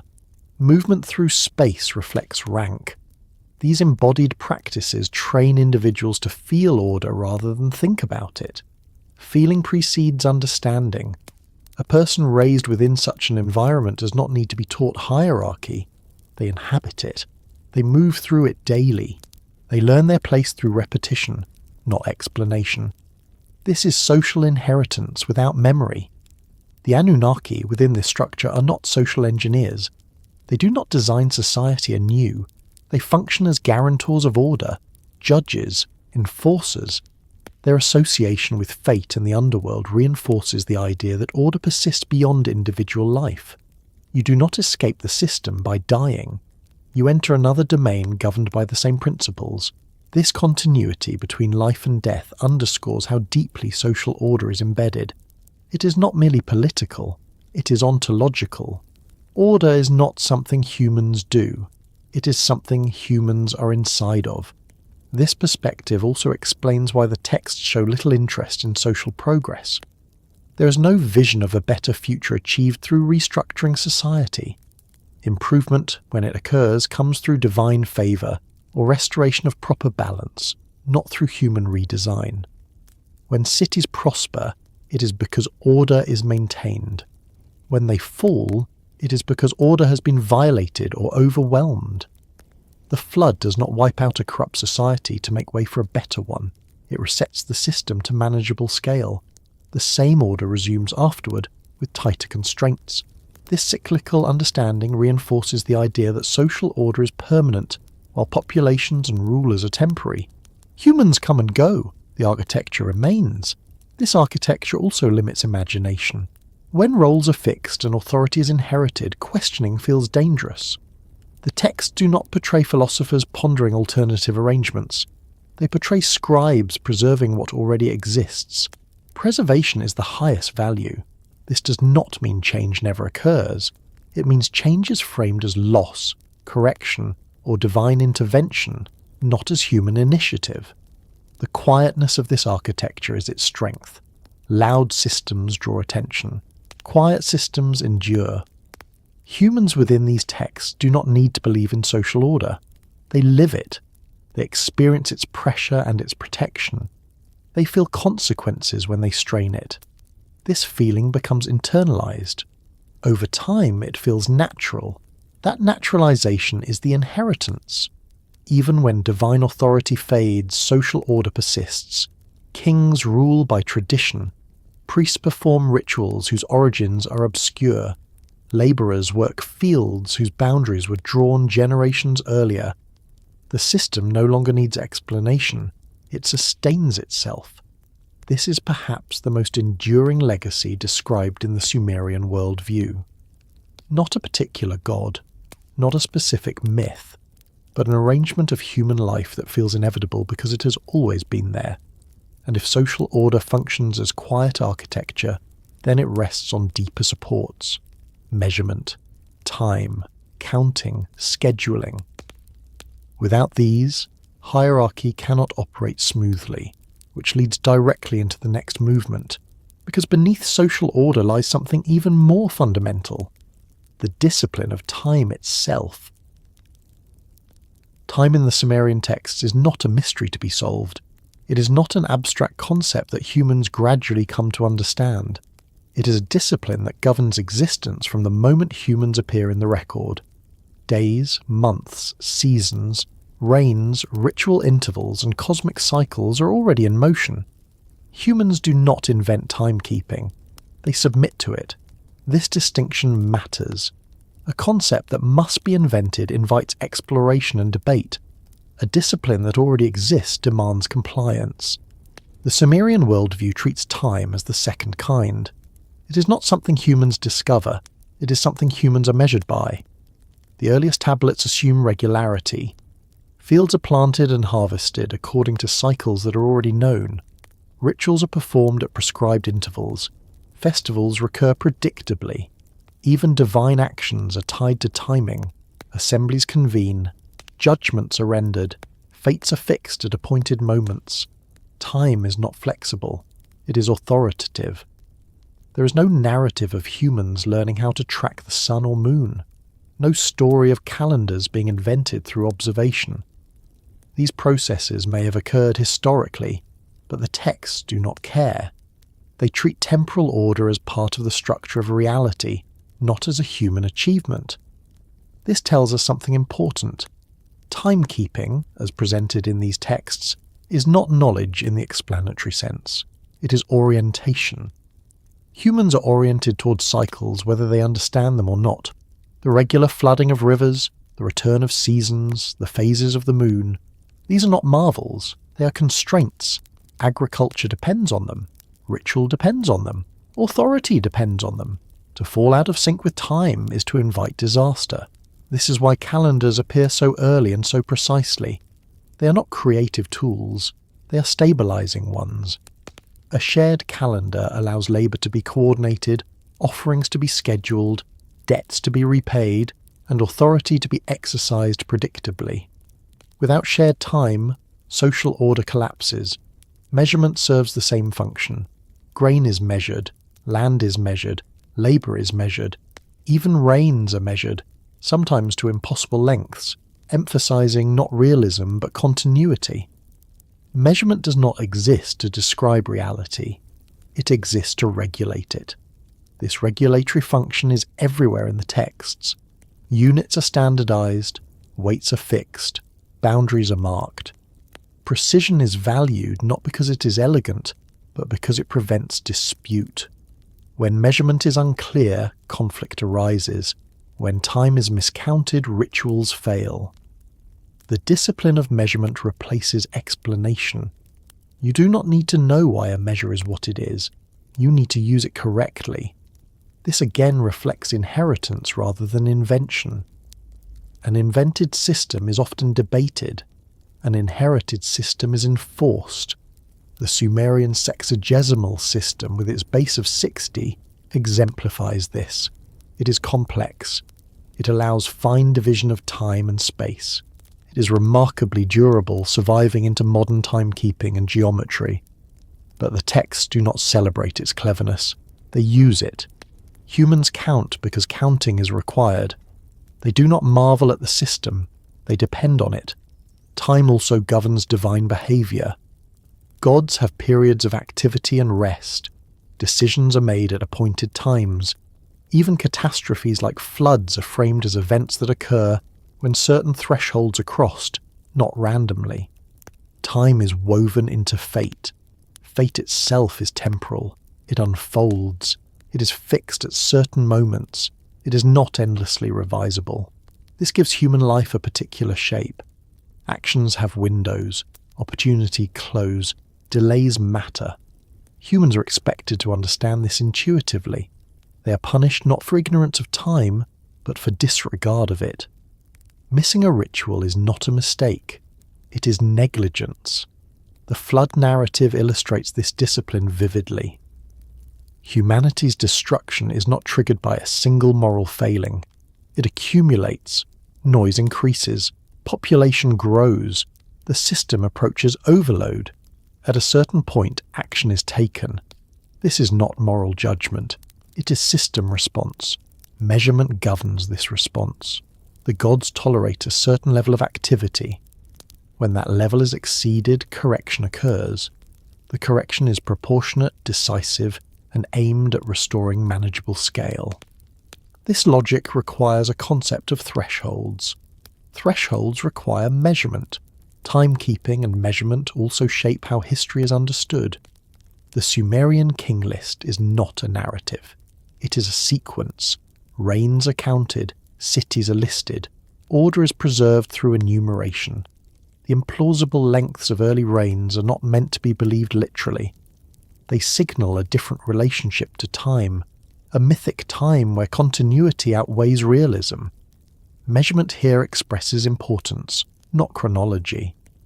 This reinforces the idea that timekeeping serves meaning rather than discovery. It orders reality according to significance. Humans accept this ordering without protest. They inherit a sense that time matters, that cycles must be respected, that delay and excess have consequences. This sense does not need explanation. It is reinforced through practice, daily routines, seasonal labour, annual festivals. These embed time discipline into the body. People feel time before they think about it. This embodiment is crucial. A discipline that is felt does not require constant instruction. It persists through habit. The Anunnaki, within this temporal framework, are associated with fixing fate. Fate is not an open-ended possibility space. It is a schedule, a trajectory, something that unfolds according to a plan that exists beyond individual control. This association further distances the Anunnaki from invention. They do not create new timelines, they enforce existing ones. Humans, likewise, are not invited to reshape time. They are expected to align with it, to live within cycles, to accept limits. This acceptance is not framed as resignation. It is framed as wisdom, to know one's time, to act at the right moment, to respect boundaries. The text praise kings who rule in harmony with time, who observe rituals correctly, who maintain schedules. Kings who ignore timing invite disaster. Time discipline thus becomes a moral criterion, not because time is sacred in itself, but because it sustains order. This discipline persists even as divine presence recedes. Humans continue to keep calendars, to count years, to mark reigns, to measure harvests. The system runs on. This persistence suggests that timekeeping was not dependent on divine instruction. It was integrated into human behaviour from the beginning. Integration without explanation is inheritance. The modern world still bears this inheritance. We live by clocks. We schedule lives. We feel anxiety when late. We equate productivity with measured time. These responses feel natural. They are rarely questioned. The Sumerian texts show us an early stage of this orientation. Time as authority, measurement as discipline. This orientation makes certain kinds of existence possible. Large-scale cooperation, predictable exchange, stable hierarchy. Without shared time and measure, these collapse. This may be why the texts treat timekeeping with such gravity. It is not a convenience. It is a pillar. If humans were meant to maintain systems rather than invent them, then timekeeping is one of the primary tools of maintenance. It coordinates effort. It limits excess. It enforces rhythm. The rhythm matters more than the reason. As we move forward, this focus on discipline will deepen, because time and measurement do not operate alone. They interact with the body itself, with limits of strength, endurance, and perception. If humans were shaped to maintain systems, then their bodies may also reflect adaptation rather than freedom. That is where attention turns next. The Sumerian texts do not describe the human body as an open-ended possibility. They describe it as a working form, limited, durable, fatigable, capable of repetition, capable of breaking. The body appears not as a canvas for self-expression, but as an instrument shaped to operate within constraints that already exist. This perspective is woven quietly into the narratives.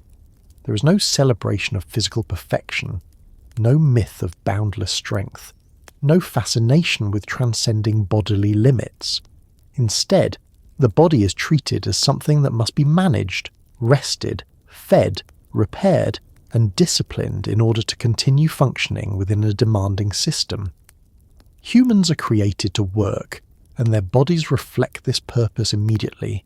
They dig canals, they carry loads, they build walls, they labour in fields under heat and flood. The texts do not marvel that the body can do these things, they assume it. What concerns them is when the body fails. Fatigue appears early, hunger appears early, illness appears early. These are not presented as aberrations, they are built-in realities. The body is not infinite.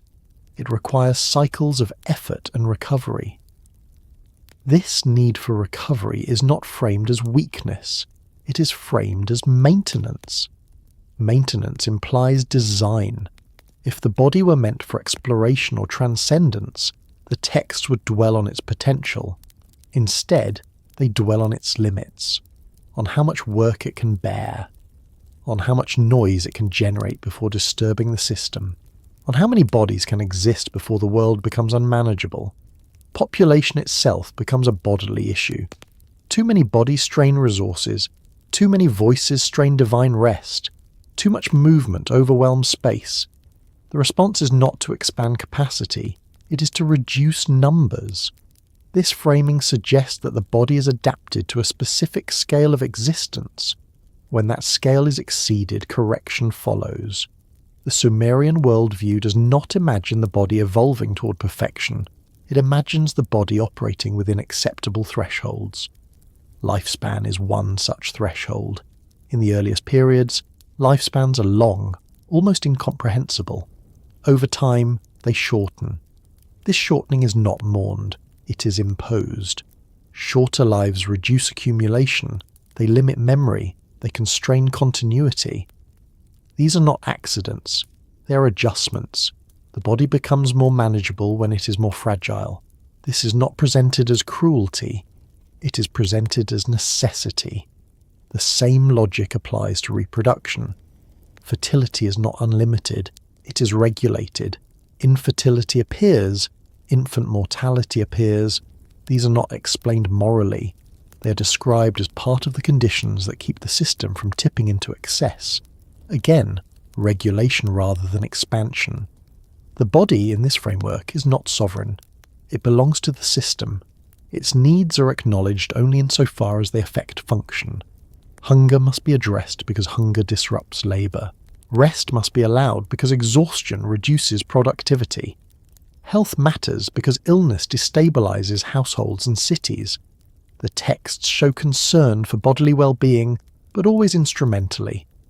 A sick worker is a problem not because suffering is tragic, but because work cannot continue. This may feel cold to modern readers, but it is consistent. The body is valued because it performs. This perspective extends to ritual purity. Bodies must be clean. Certain bodily states restrict participation in sacred activities. Blood, sickness, and death require separation. These rules are not explained philosophically. They are enforced. Purity maintains boundaries. Boundaries maintain order. The body is one of the primary boundary sites. It must be controlled, regulated, and positioned correctly. Movement through space is structured. Certain bodies may enter certain places, others may not. This is architecture expressed through flesh. The gods themselves are not free of bodily limitation in the texts. They eat, they drink, they rest, they become tired, they complain of labour. This is crucial. Divinity does not equal limitless embodiment. Even gods are constrained. This shared constraint reinforces the idea that bodies exist to function within systems, not to escape them. If even divine bodies are subject to fatigue, then human bodies are certainly not meant to transcend. The Anunnaki within this bodily framework are not depicted as radically different physical beings. They do not possess bodies that defy effort or need. They judge, they decree, they participate in systems of fate. Their authority does not come from physical superiority, but from position. Position matters more than capacity. Humans, similarly, are defined by position within the system. The body enables participation. It does not define destiny. This is why the texts do not glorify physical prowess. There are no heroic epics in the earlier Sumerian layers that celebrate strength for its own sake. When strength appears, it is tied to role fulfillment, not self-assertion. The body is also a site of vulnerability. Floods drown bodies, storms destroy shelter, disease weakens populations. These vulnerabilities are not anomalies. They are reminders that the body must be protected through collective order. Cities, walls, canals, and laws all exist to buffer bodily fragility. Civilization itself is an extension of bodily adaptation. This reinforces the idea that humans were shaped to maintain systems because systems are what keep bodies alive. Without order, bodies perish quickly. The texts do not imagine a return to nature as liberation. Nature is dangerous. Unmanaged water kills, unregulated land starves. Civilization, for all its demands, is protective. The body's adaptation to civilization is therefore central. Humans endure repetitive labour. They tolerate hierarchy. They accept routine. These tolerances are bodily as much as psychological. Tolerance itself is an adaptation. This may explain why the texts show little interest in bodily pleasure outside of ritual or reproduction. Pleasure is not absent, but it is secondary. Excess pleasure threatens discipline. Discipline sustains order. The body must be disciplined because undisciplined bodies disrupt systems. Noise again becomes relevant. Noise is bodily output without restraint. It is breath, voice, movement exceeding limits. The gods do not complain about ideas. They complain about sound. Sound is physical. It vibrates. It intrudes. It overwhelms. The response is bodily reduction. This pattern suggests that the body is not merely housed within systems. It is one of the variables those systems regulate. When the system is strained, bodies are adjusted. This is a harsh logic, but it is consistent.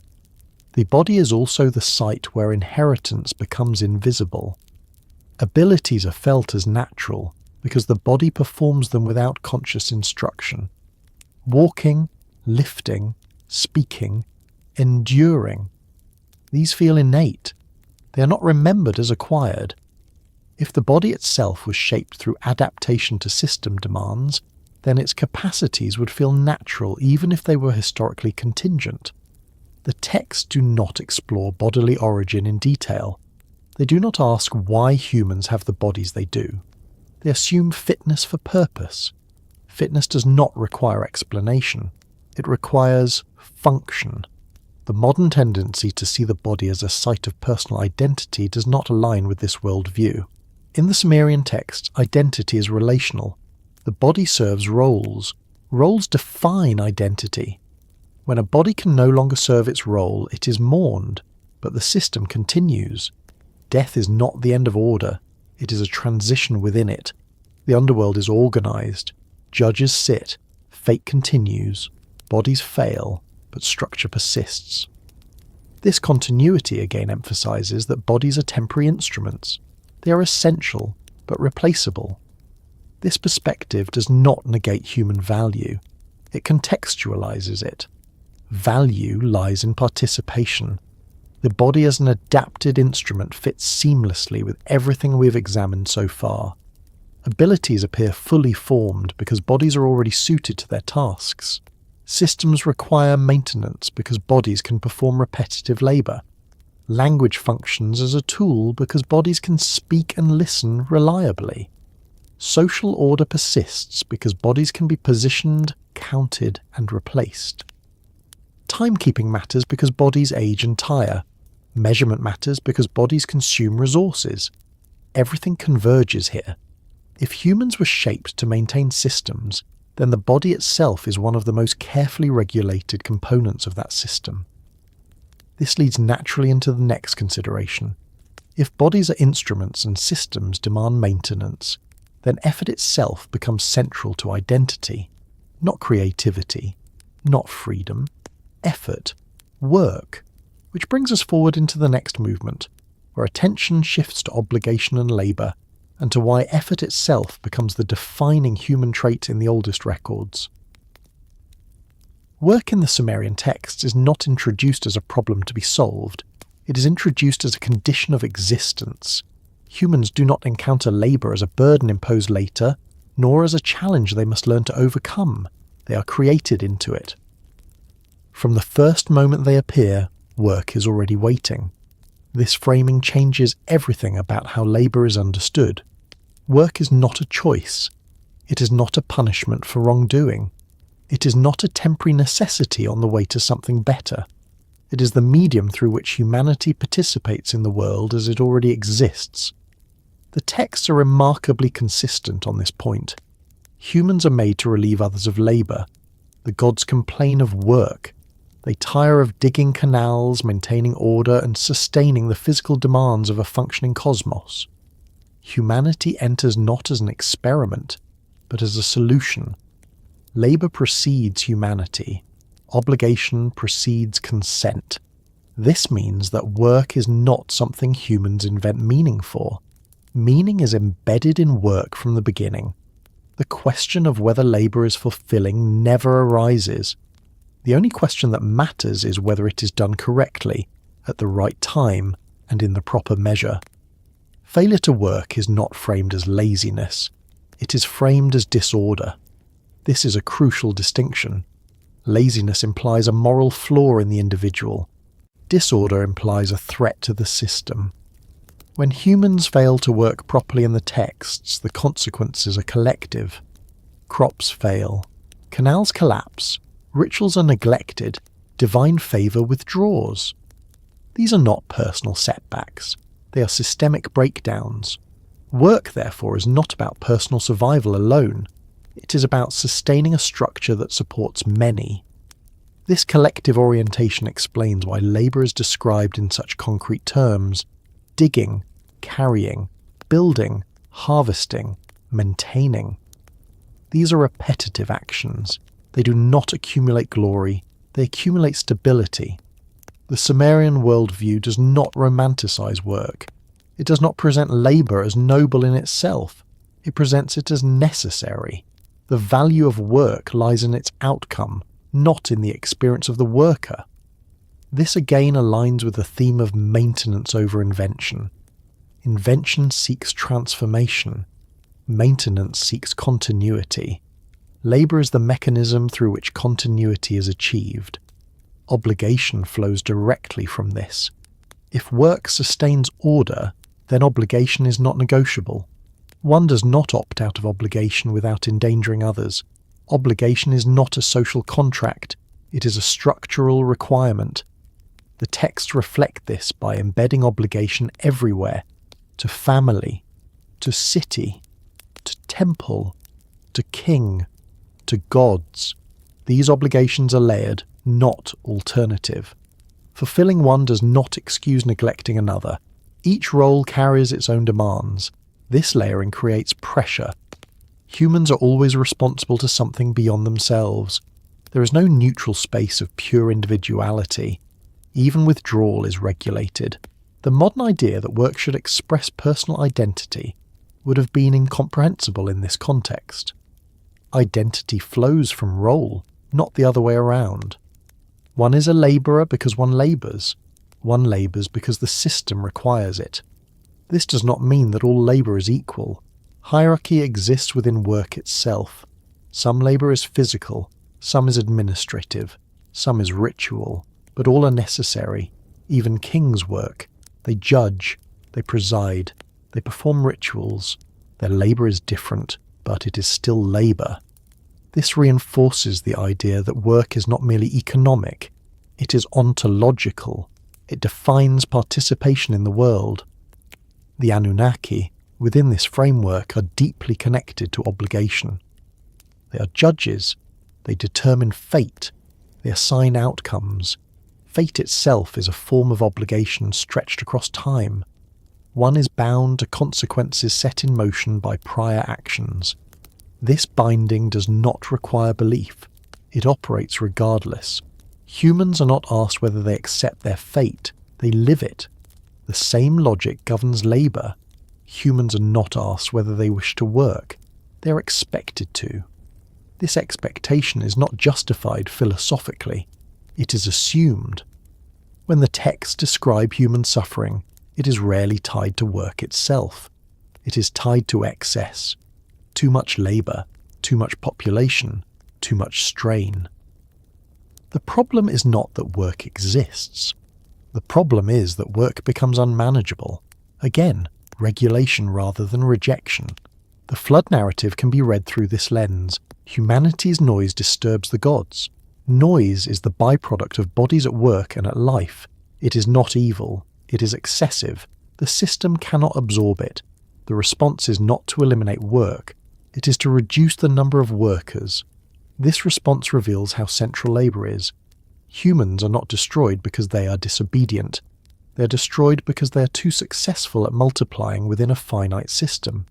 Success itself becomes a problem when it overwhelms structure.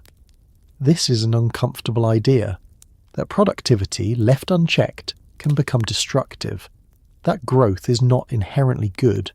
That limits exist. The Sumerian texts do not treat limits as failures.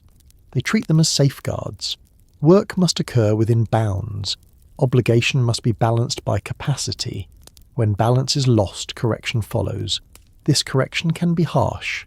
Lifespans are shortened. Fertility is constrained. Disease appears. These are not moral judgments. They are system-level adjustments. Work continues, but under stricter conditions. This suggests that the meaning of labour is not personal fulfilment or progress. It is alignment. Labour keeps the system aligned with its design parameters.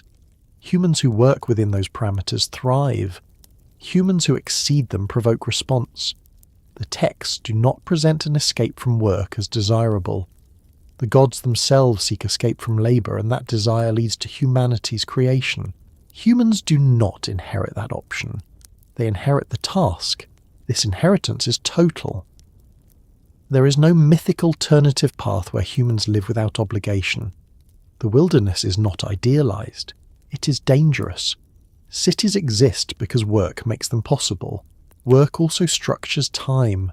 Days are divided by tasks. Seasons are defined by labour cycles. Festivals interrupt work temporarily, not permanently. Rest exists, but it exists to enable further work. Even divine rest is threatened by human activity. The gods complain that they cannot sleep because of noise. Rest is precious.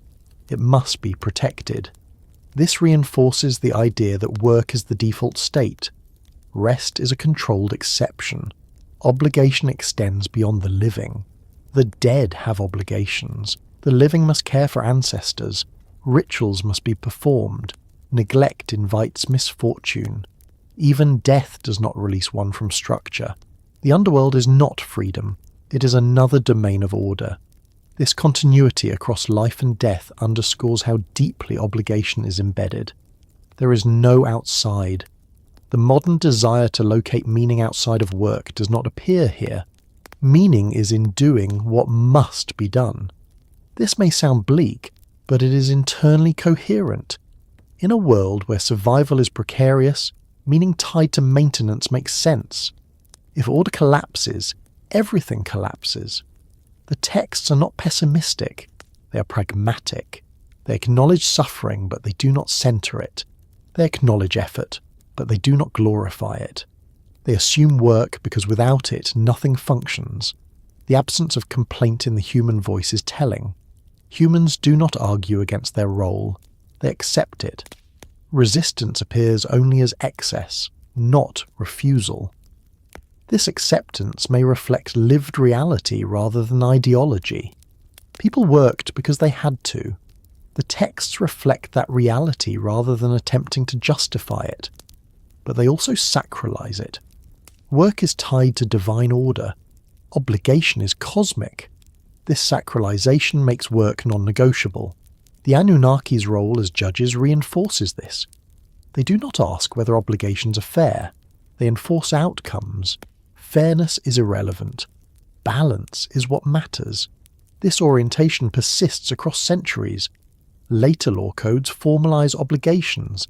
Contracts specify labour. Penalties enforce compliance. The system becomes more explicit, but the logic remains. Work defines participation. Obligation defines belonging. This inheritance persists into the present. We still define identity through work. We still feel guilt when idle. We still measure worth through productivity. These feelings feel natural. They are rarely questioned. The Sumerian texts show us an early articulation of this orientation, not as ideology, but as assumption. Humans work because work is what humans do. This assumption does not require teaching. It requires reinforcement. Daily effort reinforces it. Social expectation reinforces it. Consequence reinforces it. The meaning of labour in this worldview is not expressive. It is stabilising. Labour keeps the world from slipping back into chaos. This may be the most enduring inheritance of all. Not a specific skill, not a particular system, but the sense that effort is obligatory, that work is unavoidable, and that meaning lies in keeping things going rather than changing them. As we move forward, this focus on obligation opens into another dimension. If work defines identity and obligation structures life, then responsibility must exist even before moral systems are articulated. The texts hint at this repeatedly. A sense of weight, of accountability, of judgment that precedes ethical explanation. That is where attention turns next. The Sumerian texts are saturated with judgment, yet they are almost entirely uninterested in moral theory. Consequences fall, fates are fixed, punishments arrive, rewards are granted. But rarely, if ever, do the text pause to explain why something is right or wrong in an abstract sense. There is moral weight everywhere, but moral explanation is conspicuously absent. This absence is not an oversight. It reflects a worldview in which morality is not a system of principles to be reasoned through, but a pressure built into existence itself. Humans feel when something is wrong long before they are told why. The texts assume this feeling.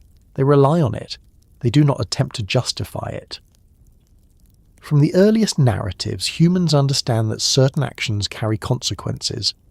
They know when they have crossed a boundary. They fear divine displeasure. They anticipate judgment. None of this requires ethical instruction. It operates as a kind of gravity. Act in certain ways and something heavy follows. This is moral weight without moral language. The gods do not explain themselves. They do not publish codes of conduct alongside their decrees. They act. Humans respond. When humans fail, the failure is not framed as misunderstanding. It is framed as transgression. Transgression implies awareness. This is one of the most unsettling aspects of the Sumerian worldview. Humans are held accountable even when they are not told the rules explicitly. Responsibility exists prior to explanation. Guilt precedes doctrine. Modern moral systems tend to justify themselves. They explain why certain actions are harmful, why certain values should be upheld. The Sumerian texts do not do this.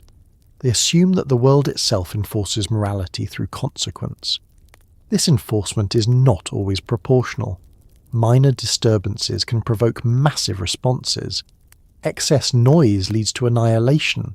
Overpopulation leads to catastrophe. These responses are not calibrated to individual guilt. They are calibrated to system strain.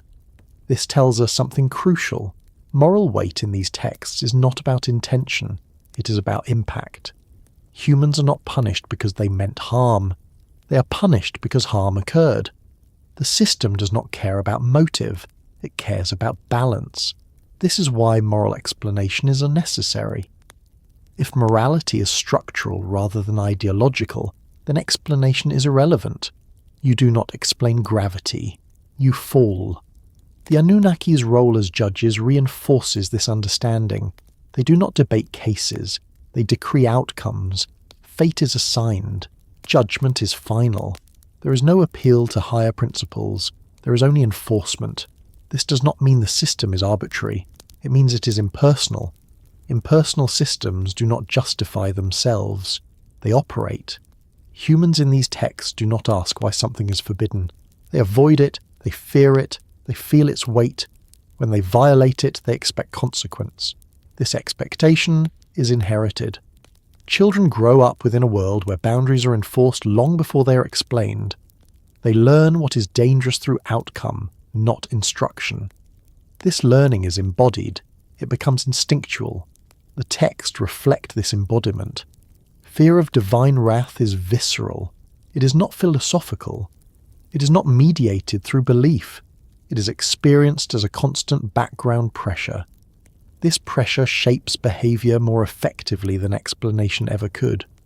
The flood narrative illustrates this vividly. Humanity is not accused of immorality in the modern sense. They are not corrupt. They are noisy. They are numerous. They are disruptive. These are not sins. They are conditions. Yet they provoke destruction. This tells us that moral weight in this worldview is tied to threshold, not virtue. When thresholds are crossed, response follows. No explanation is offered. None is needed. This threshold-based morality is deeply unsettling to modern sensibilities, which prioritize intention, consent, and fairness. The Sumerian worldview prioritizes stability. Stability does not require fairness. It requires limits. Humans internalize these limits through experience. They learn not to exceed, not to attract attention, not to disrupt. Quietness becomes a virtue not because silence is good, but because noise has consequences. This is morality as survival strategy. The texts reinforce this by showing gods themselves constrained by moral weight. Even powerful deities are bound by decrees. They cannot simply reverse decisions, they must work around them. This suggests that moral force is not personal, it is systemic. When Enki intervenes to save humanity, he does not overturn the decision to destroy. He circumvents it. He respects the structure even as he undermines its outcome. This respect shows that moral weight applies to gods as well. They are not free from consequence. They are free only within limits. This universality reinforces the idea that morality is not taught. It is embedded. Humans do not need a theory of right and wrong. They need sensitivity to consequence. That sensitivity is cultivated through repetition, ritual, and fear. Fear in these texts is not cowardice. It is awareness. Awareness of consequence is the core of moral orientation here, not empathy, not justice. Awareness. This does not mean compassion is absent. It means compassion is not the organizing principle. Order is. The Sumerian scribes did not ask whether punishment was fair. They recorded that it happened. Their concern was not moral philosophy. It was preservation of knowledge about how the world responds to disturbance. Knowledge of response is more useful than knowledge of principle. This may explain why later legal codes in Mesopotamia are so detailed in consequences and so sparse in justification. Laws specify what happens if a rule is broken. They do not explain why the rule exists. This legal style mirrors the mythic style, consequence without explanation. Humans accept this because they are accustomed to it. They grow up in a world where things happen when boundaries are crossed. The boundary itself does not need explanation. Its existence is enough. This acceptance is part of the inheritance. The sense of being judged also appears without explanation. Humans feel watched. They anticipate evaluation. They perform rituals even when no one else is present. This behavior does not require belief in a particular god. It requires a sense that actions matter even when unseen. This sense is older than doctrine. It precedes theology. The Anunnaki, as figures associated with judgment and fate, embody this sense. They are not omnipresent teachers. They are distant arbiters. Their distance makes their judgment more terrifying, not less. Judgment without explanation is heavier than judgment with explanation. It leaves no room for argument. This heaviness shapes behaviour more effectively than moral discourse ever could. The texts do not encourage moral reasoning, they encourage caution. Caution is the appropriate response in a world where explanation is unavailable and consequence is certain. This worldview does not produce ethical debate, it produces ritual compliance. Ritual compliance does not require understanding, it requires repetition. It trains the body and the mind to act within limits. This training becomes internalized. Over time, the individual no longer needs external enforcement. The sense of weight is carried within. This internalization is one of the most powerful inheritances described in these texts. The feeling that actions matter even when reasons are unclear. The anxiety that accompanies deviation. The relief that accompanies proper performance. These feelings persist across cultures and eras. They do not depend on belief in specific gods. They depend on social reinforcement and embodied experience. The Sumerian texts show an early articulation of this phenomenon. Moral weight exists before moral language. Responsibility exists before ethical systems. This suggests that morality, in its most basic form, may not originate from philosophy at all. It may originate from system maintenance, from living within structures that punish deviation regardless of intent. If that is the case, then much of what we consider conscience may be inherited orientation rather than rational conclusion. Orientation toward caution, toward restraint, toward compliance. This orientation does not disappear when gods withdraw. It becomes internal. Humans continue to feel guilt even when divine presence fades. They continue to fear judgment even when explanations are lost. The system no longer needs external enforcement. It has been installed. This installation is invisible. It feels natural, which brings us closer to the next movement. If moral weight operates without explanation, then humans may carry a persistent sense of oversight even in the absence of visible authority. A feeling of being observed, and that is where attention turns next. The sense of being watched appears in the Sumerian text long before it's explained, named, or justified. It does not arrive as doctrine. It does not require a visible observer. It exists as a pressure, a quiet awareness that actions matter even when no one is present to witness them. This sense does not depend on constant divine intervention. It persists in absence. Humans in these texts behave as if observation is assumed. Rituals are performed even when no audience is described. Offerings are made in silence. Oaths are sworn with an understanding that something hears, records and responds, regardless of whether a god is physically present. This behavior is not framed as belief. It is framed as prudence. The distinction matters. Belief can waver. Prudence endures. The gods do not need to watch constantly for the system to function. Humans watch themselves. They regulate their behavior because they expect consequence, not because they see surveillance. This expectation is internalized early. The texts rarely depict gods hovering over daily life. They are distant. They convene assemblies. They issue decrees. They withdraw. And yet human behavior remains constrained. The absence of constant oversight does not produce freedom. It produces caution. This suggests that the sense of being watched is not dependent on presence. It is dependent on memory of consequence. Once a system has demonstrated that it responds to disruption, ongoing observation becomes unnecessary. The possibility is enough. This is why judgment in the text is so effective even when it's rare. Catastrophe does not happen constantly. It happens decisively. The memory of it shapes behavior long afterward. The flood does not need to repeat. Its memory is sufficient. This memory transforms into expectation. Expectation transforms into internal regulation. The Anunnaki's association with judgment and fate reinforces this dynamic. They are not described as roaming inspectors. They sit. They watch from distance. They decree. Their power lies not in visibility but in inevitability. Inevitability produces vigilance. Humans act carefully because they believe outcomes are fixed once triggered. There is no appeal process. There is no negotiation once judgment falls.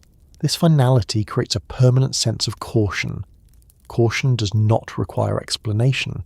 It requires experience. The texts do not instruct humans to fear being watched. They show humans behaving as if they already do. This behaviour appears in small details.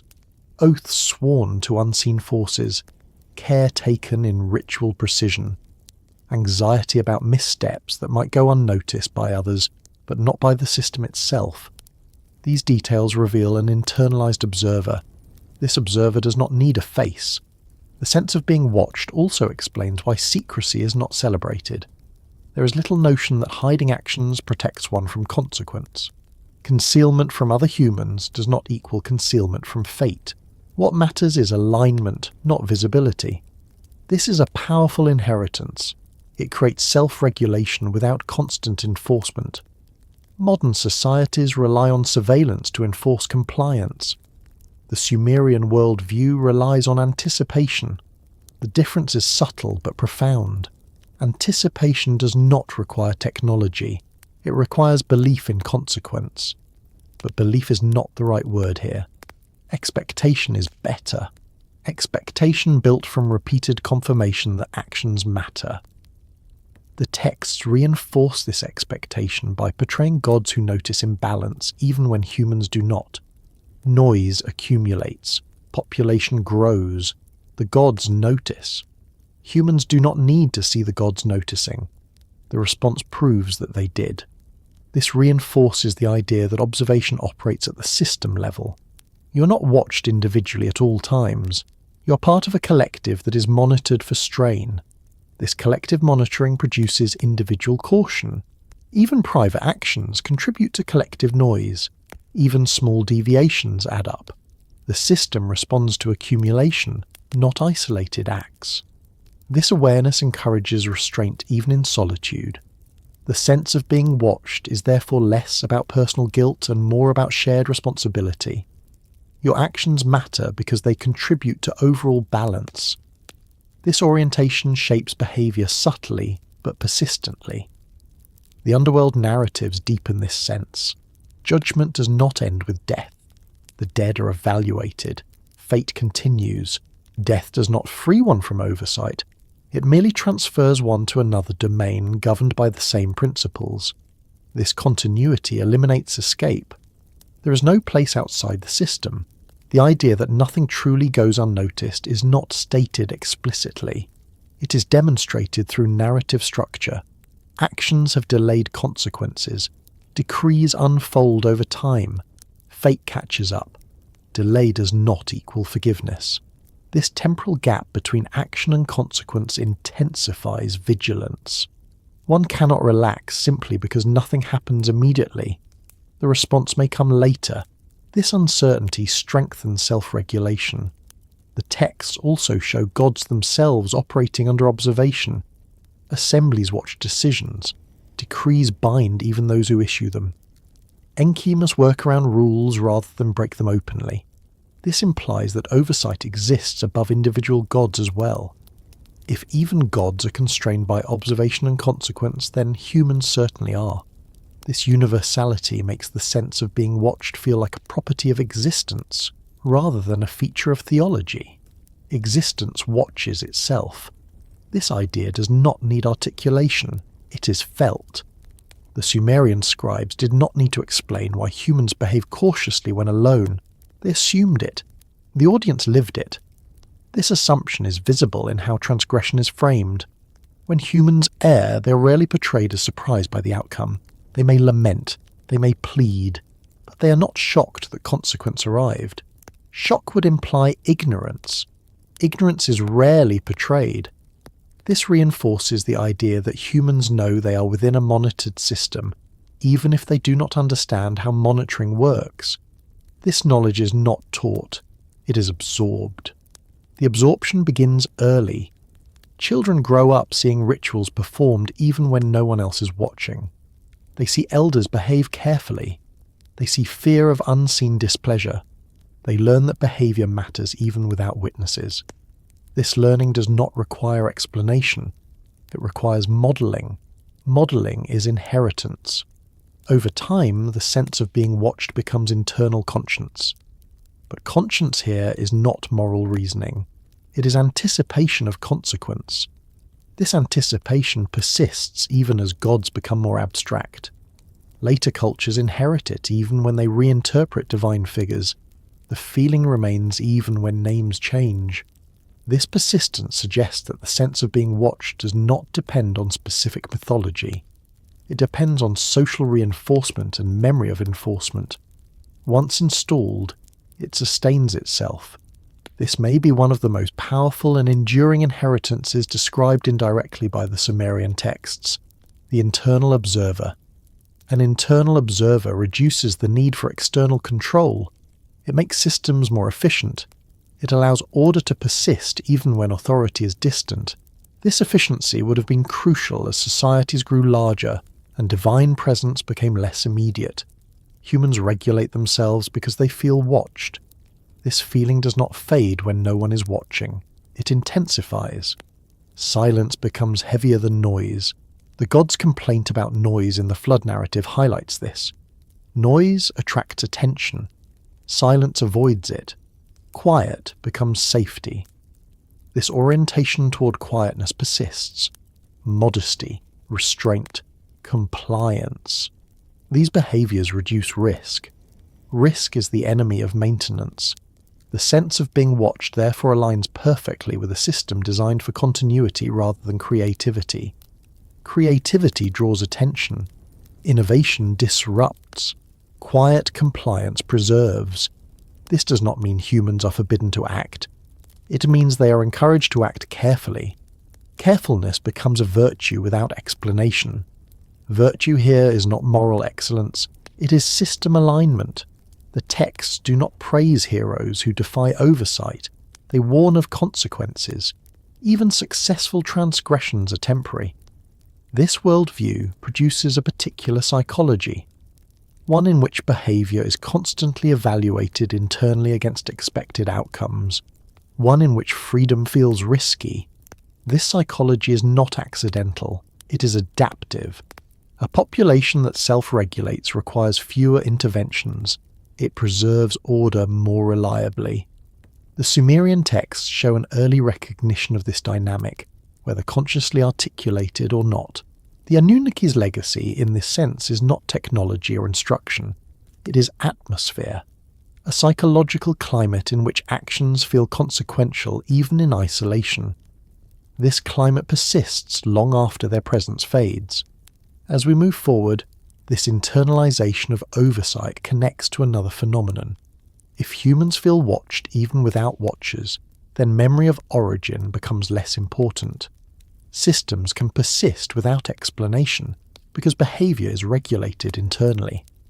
This leads directly into the next movement, how systems continue after their originators withdraw and why memory itself becomes secondary to function. That is where attention turns next. Memory in the Sumerian texts does not function the way modern memory does. It is not primarily a record of origins. It is not a preservation of first moments. It is not even a careful archive of causes. Instead, memory operates as continuity. What is remembered is not where something came from, but how it is done. This distinction explains much of what otherwise feels incomplete or evasive in the texts. The scribes are meticulous record keepers, yet they show little concern for tracing systems back to their beginnings. They list kings without explaining why kingship exists. They preserve rituals without explaining why they matter. They repeat formulas whose origins are never discussed. This is not forgetfulness. It is prioritization. In a world oriented toward maintenance, memory serves function, not curiosity. What must be remembered is whatever allows the system to keep running. Anything else can fade without consequence. The Anunnaki themselves illustrate this principle. Their names persist, their authority persists, their judgments persist, but their actions recede. Their presence becomes indirect. The texts do not dwell on where they went or why. The system continues, and that continuation matters more than explanation. Memory outlives its source by becoming procedural. Procedural memory does not require narrative. It requires repetition. It survives through habit, ritual, and practice. A person may not know why a ritual is performed, but they know how to perform it. That knowledge is sufficient. The texts are filled with this kind of memory, instructions without origin, rules without justification, schedules without rationale. These are not gaps, they are features. A system that depends on understanding is fragile. A system that depends on habit is resilient. This resilience is essential once divine presence withdraws. When gods no longer intervene daily, humans must continue operating without guidance. Memory must therefore be embedded in action rather than story. This explains why the texts favour lists over narratives. Lists preserve order. Narratives invite interpretation. Interpretation introduces variability. Variability threatens continuity. The Sumerian king list is a perfect example. It records reigns, cities, durations. It does not explain legitimacy. It does not justify authority. It simply asserts sequence. Authority persists because sequence persists. This is memory as structure. Even catastrophic events follow this pattern. The flood is remembered not as a moral lesson to be debated endlessly, but as a boundary marker. Before and after, a reset point. Its function is to divide time, not to invite reflection. Once its function is fulfilled, detail becomes unnecessary. The same applies to earlier ages described in mythic terms. Long lifespans, impossible durations. These are not historical claims meant to be verified. They are signals of distance, markers of a world no longer accessible. Memory acknowledges that distance without attempting to bridge it. This approach to memory allows systems to persist even when their origins become opaque. People continue to obey laws whose creators are forgotten. They continue to respect boundaries whose rationale is unclear. They continue to feel obligation without remembering who imposed it. This is not ignorance, it is inheritance. The most powerful memories are not stories, they are behaviours. The sense of being watched, discussed earlier, operates this way. People do not remember the first moment judgment occurred. They remember that judgment happens, that knowledge is embodied. It guides behaviour even when details are lost. The same is true of moral weight. People may forget why certain actions are forbidden, but they do not forget that crossing boundaries has consequences. The feeling remains even when the explanation fades. This persistence is not accidental. Systems designed to last must be able to survive loss of context. They must function even when original conditions no longer apply. The Sumerian worldview appears acutely aware of this. It assumes loss. It assumes erosion of memory. It plans for it by embedding order into routine. Routine does not ask questions, it repeats. This repetition is visible in ritual calendars, temple maintenance, legal formulas, and administrative procedures. These activities do not require belief in the Anunnaki. They require compliance with inherited forms. Over generations, the forms become the meaning. This is why later cultures can inherit Sumerian structures without sharing Sumerian gods. The gods change names. The systems remain. Kings still rule. Laws still bind. Time is still measured. Work is still obligatory. The internal observer still operates. The source fades. The function persists. This also explains why the texts rarely express nostalgia for divine presence. There is no longing for a return. The absence is accepted. The world continues. Presence was never the foundation. Structure was. Memory, in this sense, is selective by design. It remembers what is necessary to operate. It forgets what is unnecessary to maintain. This is a harsh but effective strategy. Modern readers often search the text for hidden origins, for lost instructions, for forgotten technologies. but the texts themselves show little interest in preserving such things.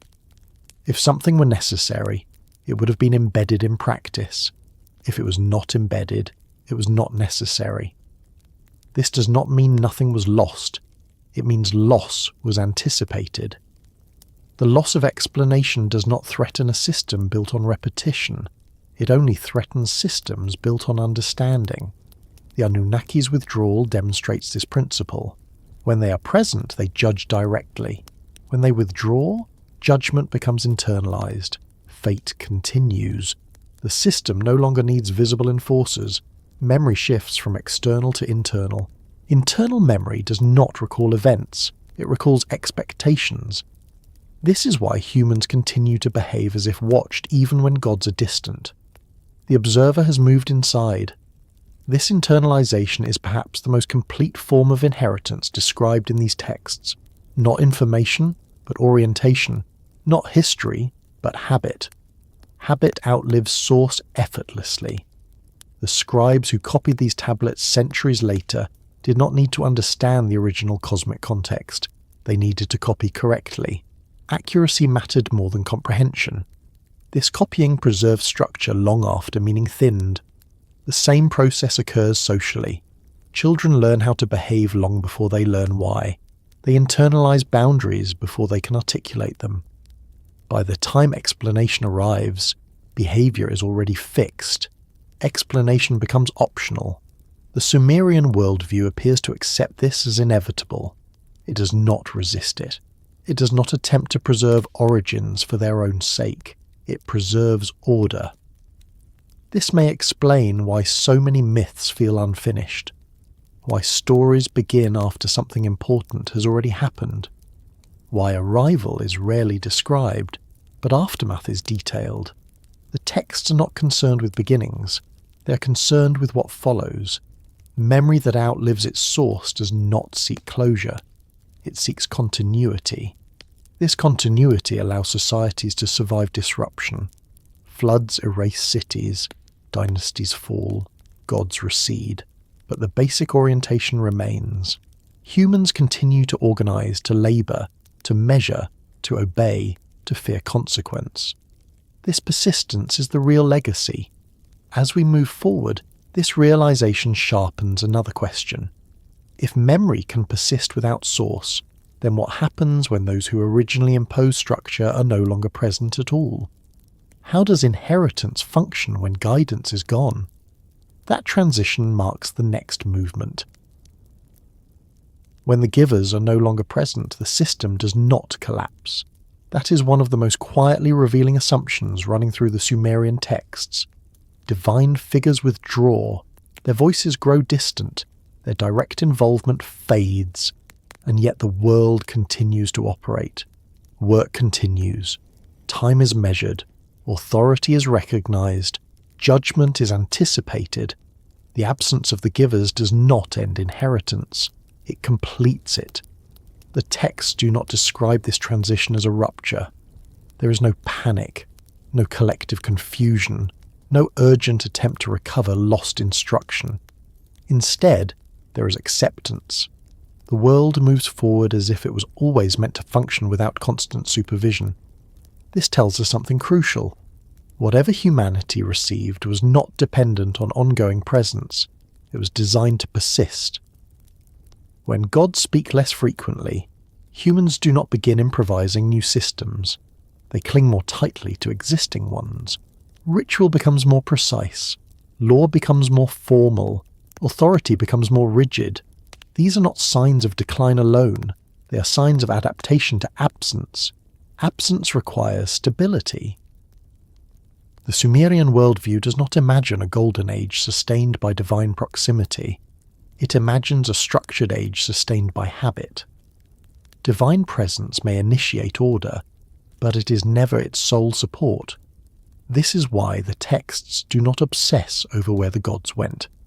Their departure is not framed as a mystery demanding resolution. It is framed as a condition to be lived with. When humans lose teachers, they seek instruction. When they lose overseers, they seek enforcement. But when they lose givers, they rely on what was already given. This reliance reshapes behavior. Without immediate divine correction, humans must anticipate consequence rather than respond to it. They must adhere more strictly to inherited forms, because deviation becomes riskier without guidance. This produces conservatism. Tradition hardens, ritual freezes, innovation slows. The loss of presence amplifies the importance of memory, not as story, but as practice. The Anunnaki's reduced visibility does not weaken their authority. It abstracts it. Authority becomes less personal and more systemic. Judgment no longer feels like a response to a specific action by a specific god. It feels like an impersonal outcome embedded in reality. This abstraction is powerful. It makes authority harder to challenge. When authority is embodied, it can be confronted. When it is diffuse, it cannot. Humans cannot argue with fate. They cannot negotiate with consequence. They can only adjust behavior. This adjustment is evident in how later texts emphasize compliance over communication. Prayers ask for favor, not explanation. Rituals seek alignment, not understanding. Appeals are emotional, not rational. The absence of the givers transforms religion from interaction into maintenance. Maintenance requires discipline. Without direct instruction, the safest path is repetition. Do what has always been done. Say what has always been said. Measure as it has always been measured. Any deviation risks unintended consequence. This fear is not irrational. In a system whose origins are opaque, unpredictability is dangerous. The texts reflect this by placing increasing importance on scribes, priests, and administrators. These roles preserve form. They ensure that inherited systems are not altered through neglect or misunderstanding. These figures are not innovators. They are guardians. Guardianship replaces guidance. This shift also changes how responsibility is experienced. When gods were present, responsibility could be externalized. Divine command could be cited. Divine displeasure could be blamed. With absence, responsibility moves inward. Humans must judge themselves according to inherited standards. They must enforce order within their own communities. Kings become proxies. Laws become substitutes. Ritual becomes routine. The system decentralizes without dissolving. This decentralization is subtle. It does not empower individuals. It empowers structure. Structure does not need presence. It needs compliance. The Sumerian texts show little anxiety about this shift, because it aligns with their core assumption. Humans were never meant to invent order. They were meant to sustain it. Sustaining order does not require the givers to remain. It requires the recipients to remember how to act. This is why the withdrawal of divine figures does not produce liberation. It produces burden. Humans must now carry what was once enforced externally. The burden is heavy, but it is familiar. This familiarity is key. The system continues because it feels natural. People do not feel abandoned. They feel obligated. Obligation persists without supervision. This persistence explains why later societies retain Sumerian structures long after Sumerian gods are no longer worshipped. The gods were not the system. They were its administrators. When administrators leave, the institution remains. This also explains why myths of return are rare and muted. There is no widespread expectation that the givers will come back to resume direct control. Their role is finished. What mattered was not their presence, but what they left behind. This does not mean their absence is celebrated. It is simply accepted. Acceptance is another form of adaptation. The sense of being watched, discussed earlier, intensifies in absence. When oversight is not visible, internal regulation becomes more important. People become more careful, not less. Carefulness replaces guidance. This internalization makes the system more efficient. Fewer interventions are needed. Behavior becomes predictable. Predictability is survival.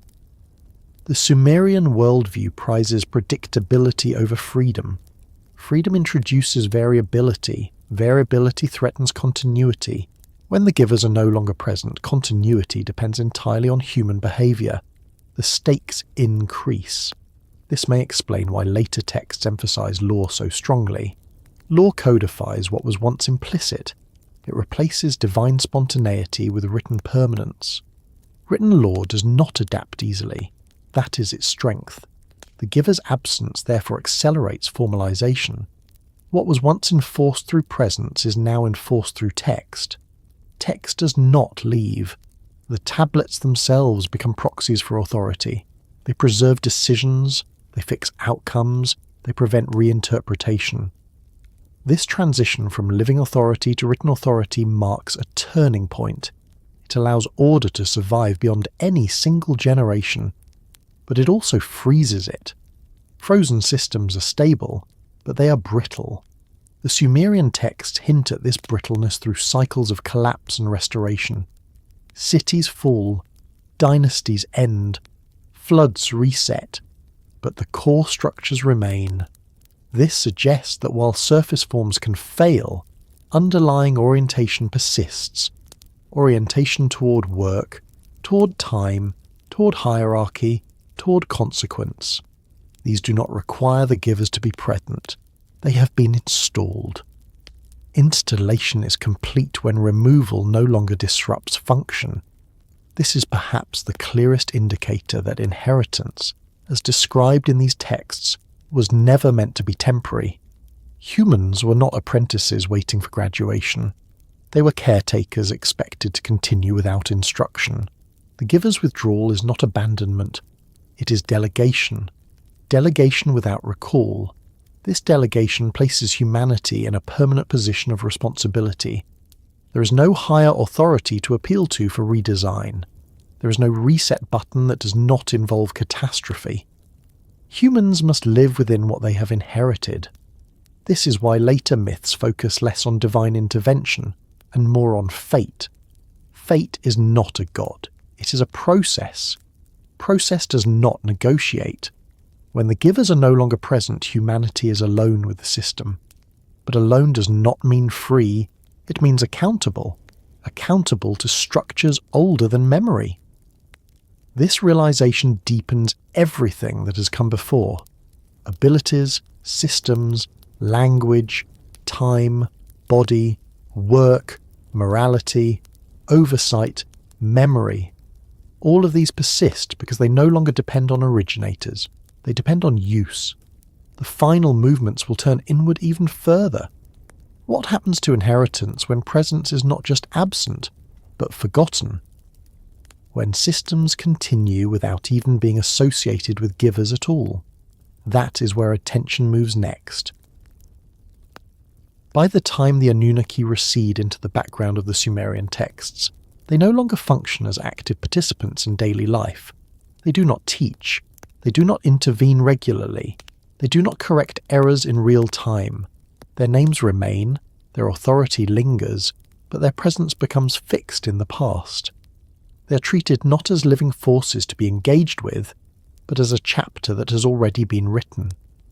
This shift is subtle, and it is easy to miss because it is not announced. There is no declaration that the age of the Anunnaki has ended. There is no mythic farewell. Instead, they simply stop appearing as agents. The world continues, humans continue, systems continue. The Anunnaki remain only as reference points, invoked but no longer encountered. This is one of the clearest indicators that their role was never meant to be permanent. A living presence requires interaction. It requires dialogue, response, correction. The Anunnaki, as they are remembered in the later layers of the text, do none of this. They are cited, not consulted, remembered, not approached. Their authority becomes historical rather than immediate. This transformation matters because it shows that inheritance has reached a final stage. What was once administered is now assumed. What was once enforced externally is now enforced internally or institutionally. The Anunnaki do not disappear because they were defeated or rejected. They disappear because they are no longer required. The systems they were associated with do not dissolve in their absence. That absence confirms the system's independence. In many mythological traditions, gods remain active because the world depends on their presence. Storm gods must throw lightning, sun gods must pull the sky, fertility gods must renew the land. In the Sumerian worldview, this is not the case for the Anunnaki. Their withdrawal does not halt natural cycles or social order. The sun still rises, fields still grow, kings still rule, judgment still occurs. This continuity suggests that the Anunnaki were not the engines of reality. They were its managers. Once management is complete, managers step back. The texts reinforce this by shifting emphasis away from divine personalities and toward structures. Law codes expand, administrative records multiply, ritual calendars become more rigid, human institutions take over the work of enforcement and preservation. This does not mean the Anunnaki are denied or dismissed. Their names are still spoken. Their authority is still acknowledged. But acknowledgement is not dependence. They become ancestral rather than operative. This ancestral status is important. Ancestors command respect not because they act, but because they established conditions. Their relevance lies in legacy, not activity. The Anunnaki occupy this position fully. They are treated as originators of order, not as participants in its ongoing maintenance. This explains why myths about their return are rare and ambiguous. There is no expectation that they will come back to fix things. When disaster strikes, humans do not wait for divine rescue. They rebuild, they reassert order, they continue. Even the flood, the most dramatic divine intervention, does not result in ongoing divine presence afterward. It marks a boundary, not a renewal of closeness. After the flood, humans are more constrained, not more guided. This pattern reveals something critical about how the Sumerians understood authority. Authority that must remain present to function is weak. Authority that can withdraw and still be obeyed is complete. The Anunnaki achieve the second form. Their disappearance from active narrative does not diminish their influence. It completes it. This completion transforms them into something different from gods in the usual sense. They become part of the background architecture of reality. Their will is no longer spoken, it is embedded. Embedded authority is the hardest challenge because it is no longer visible. Humans cannot argue with something they no longer perceive as external. They cannot negotiate with a system that feels natural. By becoming a closed chapter, the Anunnaki ensure that their influence persists without resistance. This also explains why later cultures could reinterpret or rename divine figures without altering underlying systems. The Anunnaki were never the system. They were its narrative interface. Once the interface is no longer needed, the system remains. This reframes how we should understand references to the Anunnaki in later texts. When their names appear, they function as markers of legitimacy, not as active beings. Invoking them reinforces continuity. It does not invite interaction. Their presence in ritual language is symbolic. It anchors practice to origin without reopening it. This symbolic presence is safer than a living one. Living gods can change their minds. They can contradict themselves. They can intervene unpredictably. Closed chapters do none of this. Predictability increases as presence decreases. This is consistent with the overall trajectory of the texts. As divine presence recedes, human life becomes more regulated, more structured, more dependent on fixed rules. Flexibility gives way to stability. Stability is achieved not through innovation, but through closure. The Anunnaki story is closed because closure is necessary for continuity. If the origin story remained open, it would invite reinterpretation. Reinterpretation invites change. Change threatens maintenance. By allowing the Anunnaki to fade into background authority, the texts protect the systems they were associated with. This fading is not accidental. It is functional. The scribes who preserved these narratives did not attempt to revive divine presence. They did not invent new stories of intervention. They focused on copying, codifying, and preserving. Their work reflects an understanding that the age of direct divine administration was over. Humanity was now responsible. This responsibility is heavy, but it is clear. There is no expectation of rescue. There is no hope of return. There is only continuation. This acceptance differentiates the Sumerian worldview from later traditions that anticipate messianic returns or divine restorations. The Sumerian texts do not look forward. They look backward only insofar as backward legitimizes the present. The future is not a redemption. It is a repetition. The Anunnaki's closure reinforces this orientation. They belong to the past. The present belongs to humans operating within inherited constraints. This also affects how innovation is perceived. Without living divine presence, innovation cannot be sanctioned easily. Deviations lack authority. The safest course is preservation. This leads to conservatism, rigidity, and eventual brittleness, but it also enables endurance. Civilizations built on open-ended divine interaction may flourish creatively, but they are unstable. Civilizations built on closed authority persist longer. The Sumerian texts appear to recognize this trade-off and accept it. The Anunnaki's role, once complete, is to remain unchallenged by remaining absent. This absence also changes how humans understand themselves. They no longer see themselves as companions or servants of present gods. They see themselves as inheritors of a finished order, inheritance without recourse. This is a sobering position. It removes hope of appeal. It removes justification for complaint. It leaves only responsibility. The texts reflect this sobriety. They are not exuberant. They are measured. They are careful. Carefulness is what remains when guidance is gone.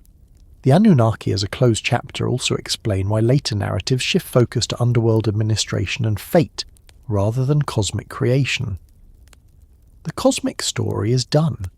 What remains is management of consequence. The underworld is orderly. Judges sit. Outcomes are assigned. Nothing is improvised. This mirrors the world of the living. The same principles apply everywhere. By closing the chapter on the Anunnaki, the texts make clear that divine presence was transitional, not foundational. The foundation is order itself. Order does not need gods to hover over it. It needs participants to behave. This realization draws together everything that has come before. Abilities that appear fully formed, systems meant to be maintained, language as a tool, time as discipline, work as obligation, moral weight without explanation, oversight without watchers, memory without source. All of these point toward a world designed to function after its architects step away. The Anunnaki's withdrawal confirms that design. They do not leave behind instructions for reinvention. They leave behind constraints. Constraints do not ask to be understood, they ask to be respected. The chapter closes not with disappearance but with silence. And silence in this worldview is not absence, it is stability. From here, the remaining movement is unavoidable. If the Anunnaki are a closed chapter, then what remains is not their story, but ours. Not what they did, but what persists through us. That persistence, carried quietly into the present, is where attention turns next. What persists into the modern world is not a set of stories about the Anunnaki. It is not belief in their names, their genealogies, or their dramas. Those elements faded long ago, replaced, reinterpreted, or forgotten entirely.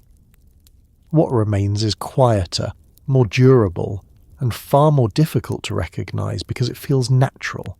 It feels like us. The Sumerian texts describe a transfer that does not end when gods withdraw.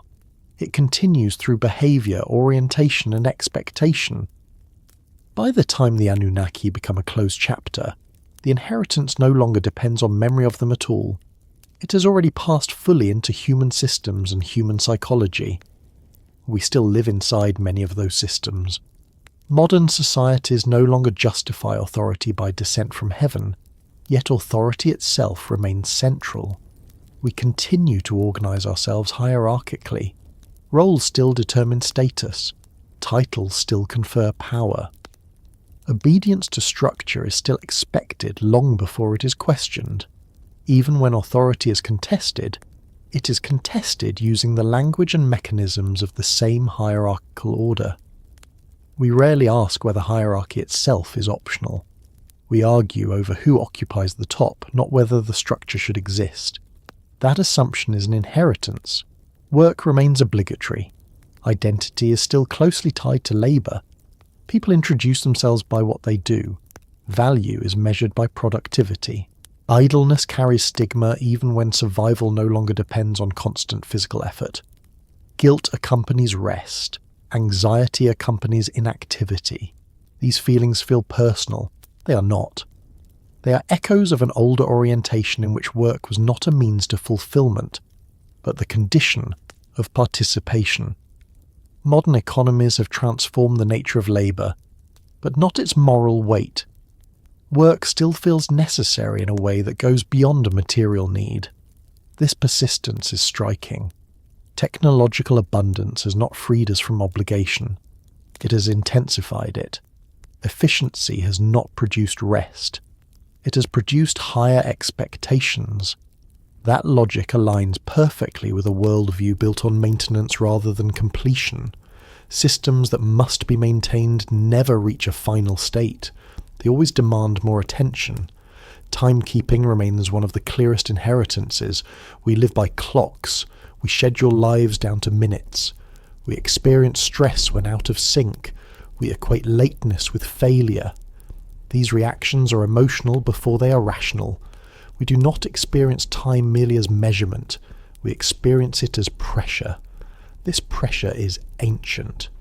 The Sumerian discipline of cycles did not disappear when calendars changed. It embedded itself into daily life. Modern people may no longer observe sacred festivals tied to agricultural cycles, but they observe work weeks, deadlines, fiscal quarters, and productivity targets with comparable seriousness. Missing a deadline carries moral weight disproportionate to its actual consequence. That weight is inherited. Measurement governs worth. Metrics replace judgment. Numbers define success. Performance is quantified. These practices feel objective, but they rest on an older assumption that what matters can and should be measured. That assumption predates modern science. It belongs to administration, not discovery. Language still functions as an instrument rather than a neutral medium. Words bind. Contracts obligate. Records outlive memory.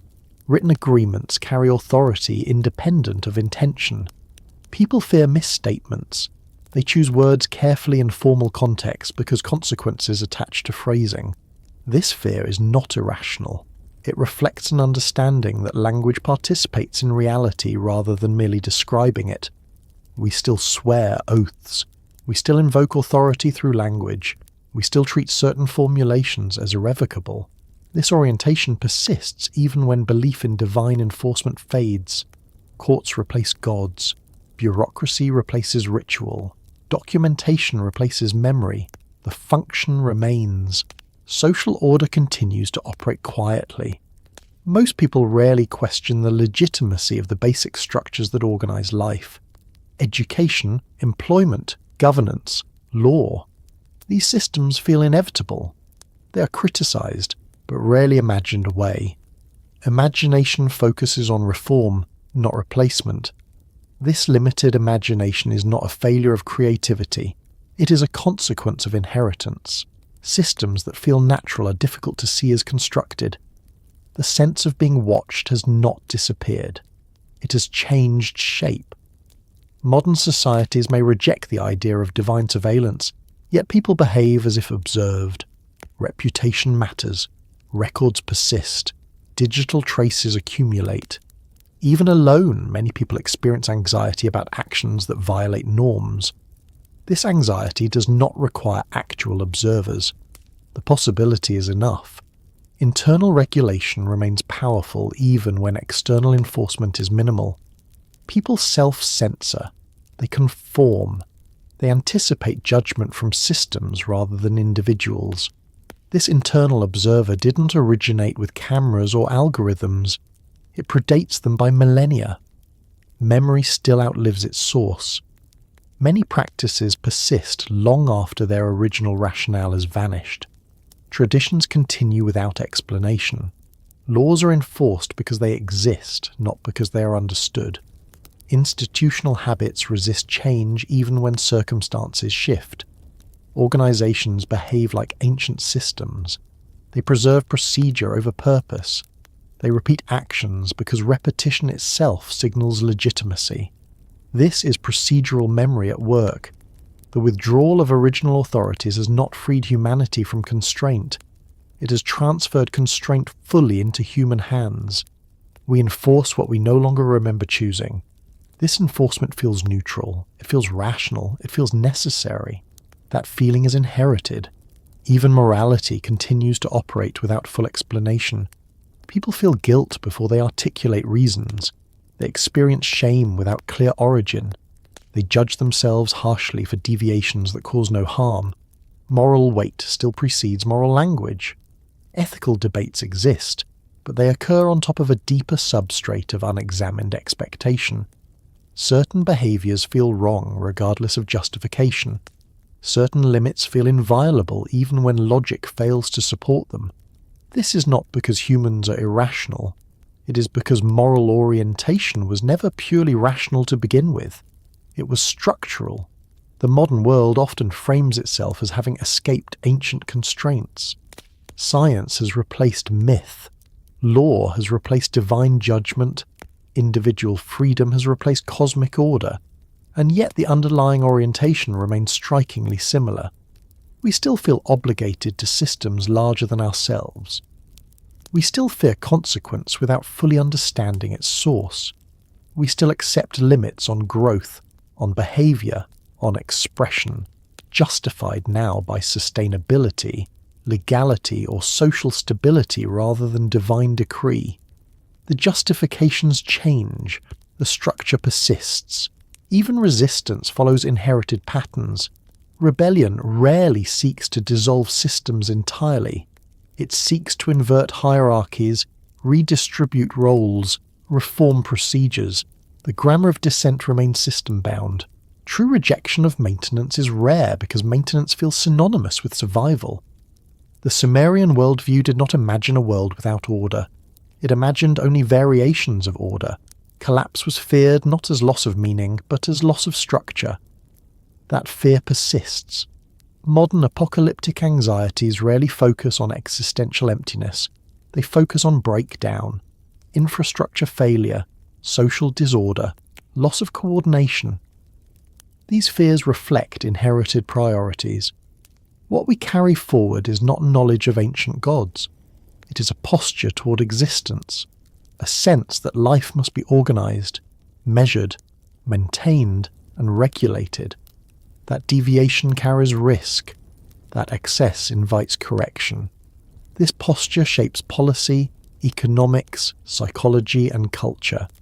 It shapes how we raise children.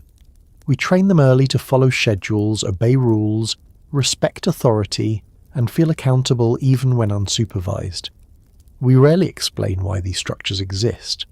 We treat them as preparation for reality. That preparation mirrors ancient assumptions. Children learn compliance before understanding. They learn restraint before explanation. They internalize expectations long before they can articulate them. By the time explanation arrives, behavior is already formed. This pattern is ancient. The persistence of these orientations does not require belief in the Anunnaki or any other divine figures. It requires only that systems continue to reward compliance and punish deviation. Systems do this naturally.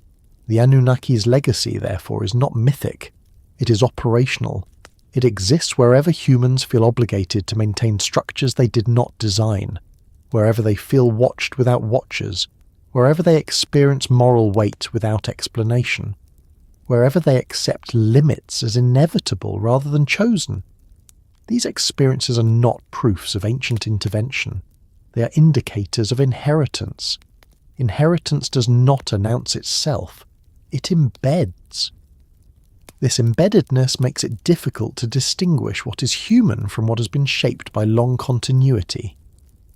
We experience our own orientation as natural because it has been reinforced for so long. Questioning it feels destabilizing. Destabilization feels dangerous. That feeling too is inherited. The Sumerian texts do not tell us what to believe about the Anunnaki. They show us a world in which systems were designed to function beyond belief, where origin mattered less than continuation, where presence was temporary but structure was permanent. The modern world, despite its differences, still operates on similar assumptions. We have changed the language. We have replaced gods with institutions, fate with probability, ritual with protocol. But the orientation remains: maintenance over invention, stability over freedom, compliance over understanding. This does not mean humanity is trapped. It means humanity is situated. Situations can be examined. The fact that these inheritances persist does not require us to accept them uncritically, but recognizing them requires patience. They are quiet. They do not shout. They feel like common sense. Common sense is often inherited sense. The Sumerian worldview offers a mirror, not a conclusion. It shows us a version of ourselves closer to origin, where assumptions are still visible because they have not yet been naturalized by centuries of reinterpretation. By looking carefully, we can see what we still carry, not stories of gods, not forgotten technologies, but orientations that shape how we live, work, measure, obey, and judge. These orientations did not originate yesterday. They did not originate with modern institutions. They did not originate with any single culture. They were installed gradually, reinforced continuously, and internalized completely. And they remain with us, not because we remember them, but because we live them. From here, there is only one movement left, not toward revelation, but toward reflection, toward sitting quietly with the possibility that much of what feels inevitable may be inherited rather than chosen. That realization does not demand belief, it demands attention, and that is where this journey settles. As we come to rest here, there is no need to resolve anything, no need to decide what is true or untrue, inherited or invented. The Sumerian texts themselves never rush toward resolution. They linger, they observe, they allow patterns to speak without forcing conclusions, and perhaps that is the most fitting posture for this final moment. To inherit without knowing is not the same as being deceived. It is not the same as being controlled. It is quieter than that. It means that some of the structures shaping our lives did not ask for our permission, because they were never designed to. They were designed to persist. Most inheritance works this way. Language is learned before it is understood. Habit forms before intention. Obligation is felt before it is explained. By the time we ask why something feels necessary, it has already been necessary for a long time. This does not make inheritance illegitimate. It makes it powerful. The Sumerian worldview never suggests that humans were meant to remember everything. Memory was always selective. What mattered was not knowing where something came from, but knowing how to live within it, knowing how to keep things from falling apart. What we inherit shapes us long before we can examine it. By the time examination begins, the inheritance feels like nature. Time feels real. Work feels obligatory. Order feels necessary. Consequence feels inevitable. These feelings are not conclusions we reach. They are atmospheres we grow up inside, and atmosphere is rarely questioned by those who breathe it. The Anunnaki, whether understood as divine figures, symbolic administrators, or narrative placeholders for something older and more abstract, fade from the texts precisely when they are no longer needed to explain behaviour. Their absence does not leave a vacuum, it leaves continuity. Continuity does not require belief, it requires repetition. That repetition becomes comfort, even when it is heavy, even when it is demanding. Familiarity stabilizes, unfamiliarity threatens. This is why change is often experienced as anxiety rather than opportunity. It disrupts inherited rhythms. It unsettles internalized expectations. It introduces uncertainty into systems that were never designed to ask permission. To inherit without knowing is to live inside answers you did not formulate. That can feel unsettling once noticed. But it can also be grounding. It explains why so many aspects of life feel self-evident even when they are historically contingent. It explains why questioning them feels exhausting. It explains why maintenance feels safer than reinvention. The Sumerian texts do not tell us to reject inheritance. They do not tell us to embrace it either. They simply show us that inheritance exists, that it outlives its sources, and that it shapes behaviour more reliably than instruction ever could. Perhaps the quietest insight is this. Awareness does not dissolve inheritance. It only softens its edges. Knowing that something was inherited does not make it disappear, but it may change how tightly it holds us. It may allow us to see structure where we once saw inevitability, and seeing is already a form of movement. As you rest now, there is no need to carry this further. Let it sit where it is. Let the idea drift without urgency. The mind does not need to solve it tonight. Some things are not meant to be answered quickly. They are meant to be noticed slowly. Inheritance works in silence. Reflection does too. Wherever you are listening from, whatever time it is for you, it is enough to pause here. To let the world continue its rhythms without your intervention. To allow maintenance to carry itself for a while. The systems will keep running. They always do, and you can rest inside that knowledge without needing to decide what it means. Good night.